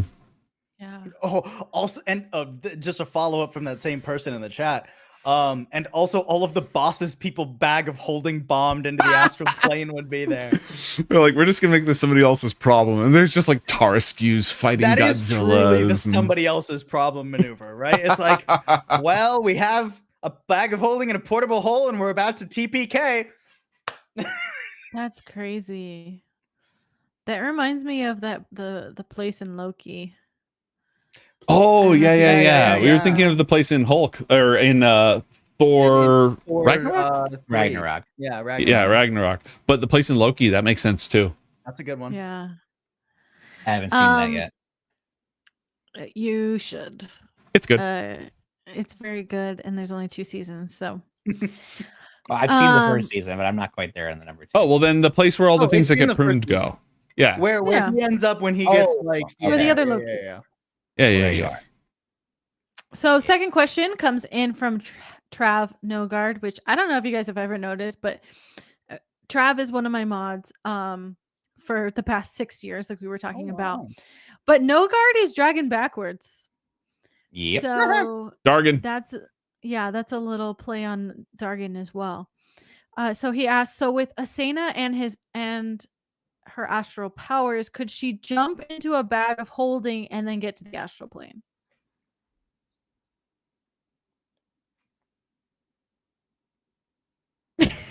That's a good Let question. the DMs rule on this. Because like you can't teleport or plane shift into someone's bag of holding. So I'm going to say that because you can't do that, the answer is no. But you could do it Wait, from a bag of holding. I thought you meant that if you ruptured the bag, like if the bag Yeah. is sending someone to the astral, that would work. But you wouldn't be able to just jump in and go to the astral. Right. That would- Right. It wouldn't. So Asena can hijack portals and teleportation. Like if you jump into a Yeah. portal between two planes, she can shunt you into the astral plane instead. But a bag of holding is a local coterminous pocket dimension. It's not. Most planar portals use the astral plane as the intermediary. It actually forms a conduit through the astral plane that you pass through instantaneously. Bag of holdings don't work like that. So if Asena jumped into a bag of holding, Asena would not be able to use her astral powers to use the bag of holdings entrance as a portal to get to the astral plane.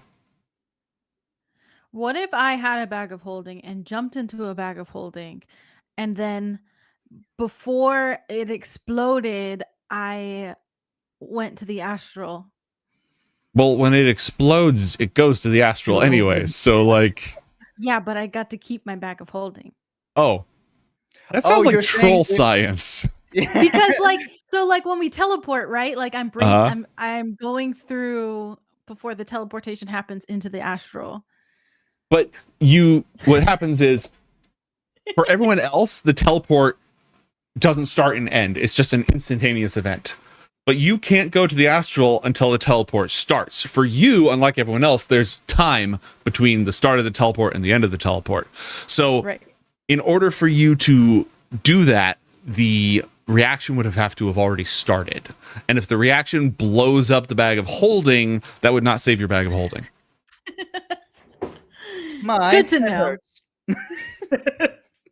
Hard to follow along. I'll have to do a diagram next time. Yeah, there we go. That'll be on our next Loriander. I'll get the whiteboard and I'll turn off the green screen and I'll just like, Yeah, perfect.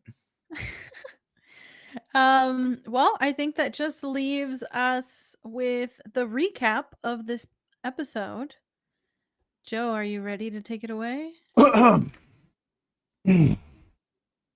In episode 5 of Perdition Flats, our heroes wrested Riley from the void jaws of Gramith, the hideous, bloated, waterlogged thing that serves Lord Elias Rafin. They fought a pitched battle to defeat the remainder of the minions and destroyed Gramith, causing him to melt into disgusting goo and flow into the permanently toxified water supply of the place. Afterwards, they pushed on to break through the rocks that had collapsed, cutting them off inside the mine from the mother lode. There was a brief detour during which John accidentally ingested a very special fungus from his inventory and had to be talked down and brought down. After which they managed to break through and discovered chambers beyond, inside of which is the mother lode, the legendary golden treasure at the heart of Devil's Claim that, once plundered, will end the claim over the town, the source of all the trouble going on. They discovered it was none other than the archdevil Mammon that the prospector made a deal with. Our players came face to face with Mammon and learned he really wants the prospector's soul, but the prospector is not dead and never died, and is in fact the bleak crier that warned Violetta and Riley of the coming of the outsider aliens in the first place. Our heroes are left with a choice. How are they going to save the town and end Lord Elias's depredations? How can they resolve the Devil's Claim without losing everything they love? And we'll find out next time. Indeed, we will. We will be back next Tuesday, January 23rd, for our season finale. So be sure to stay tuned for that. We'll be able to find out if we can track down the prospector, if we can find the flesh of Kur, and if Devil's Claim will be saved from the Devil's Bargain or fall to the infernal gods.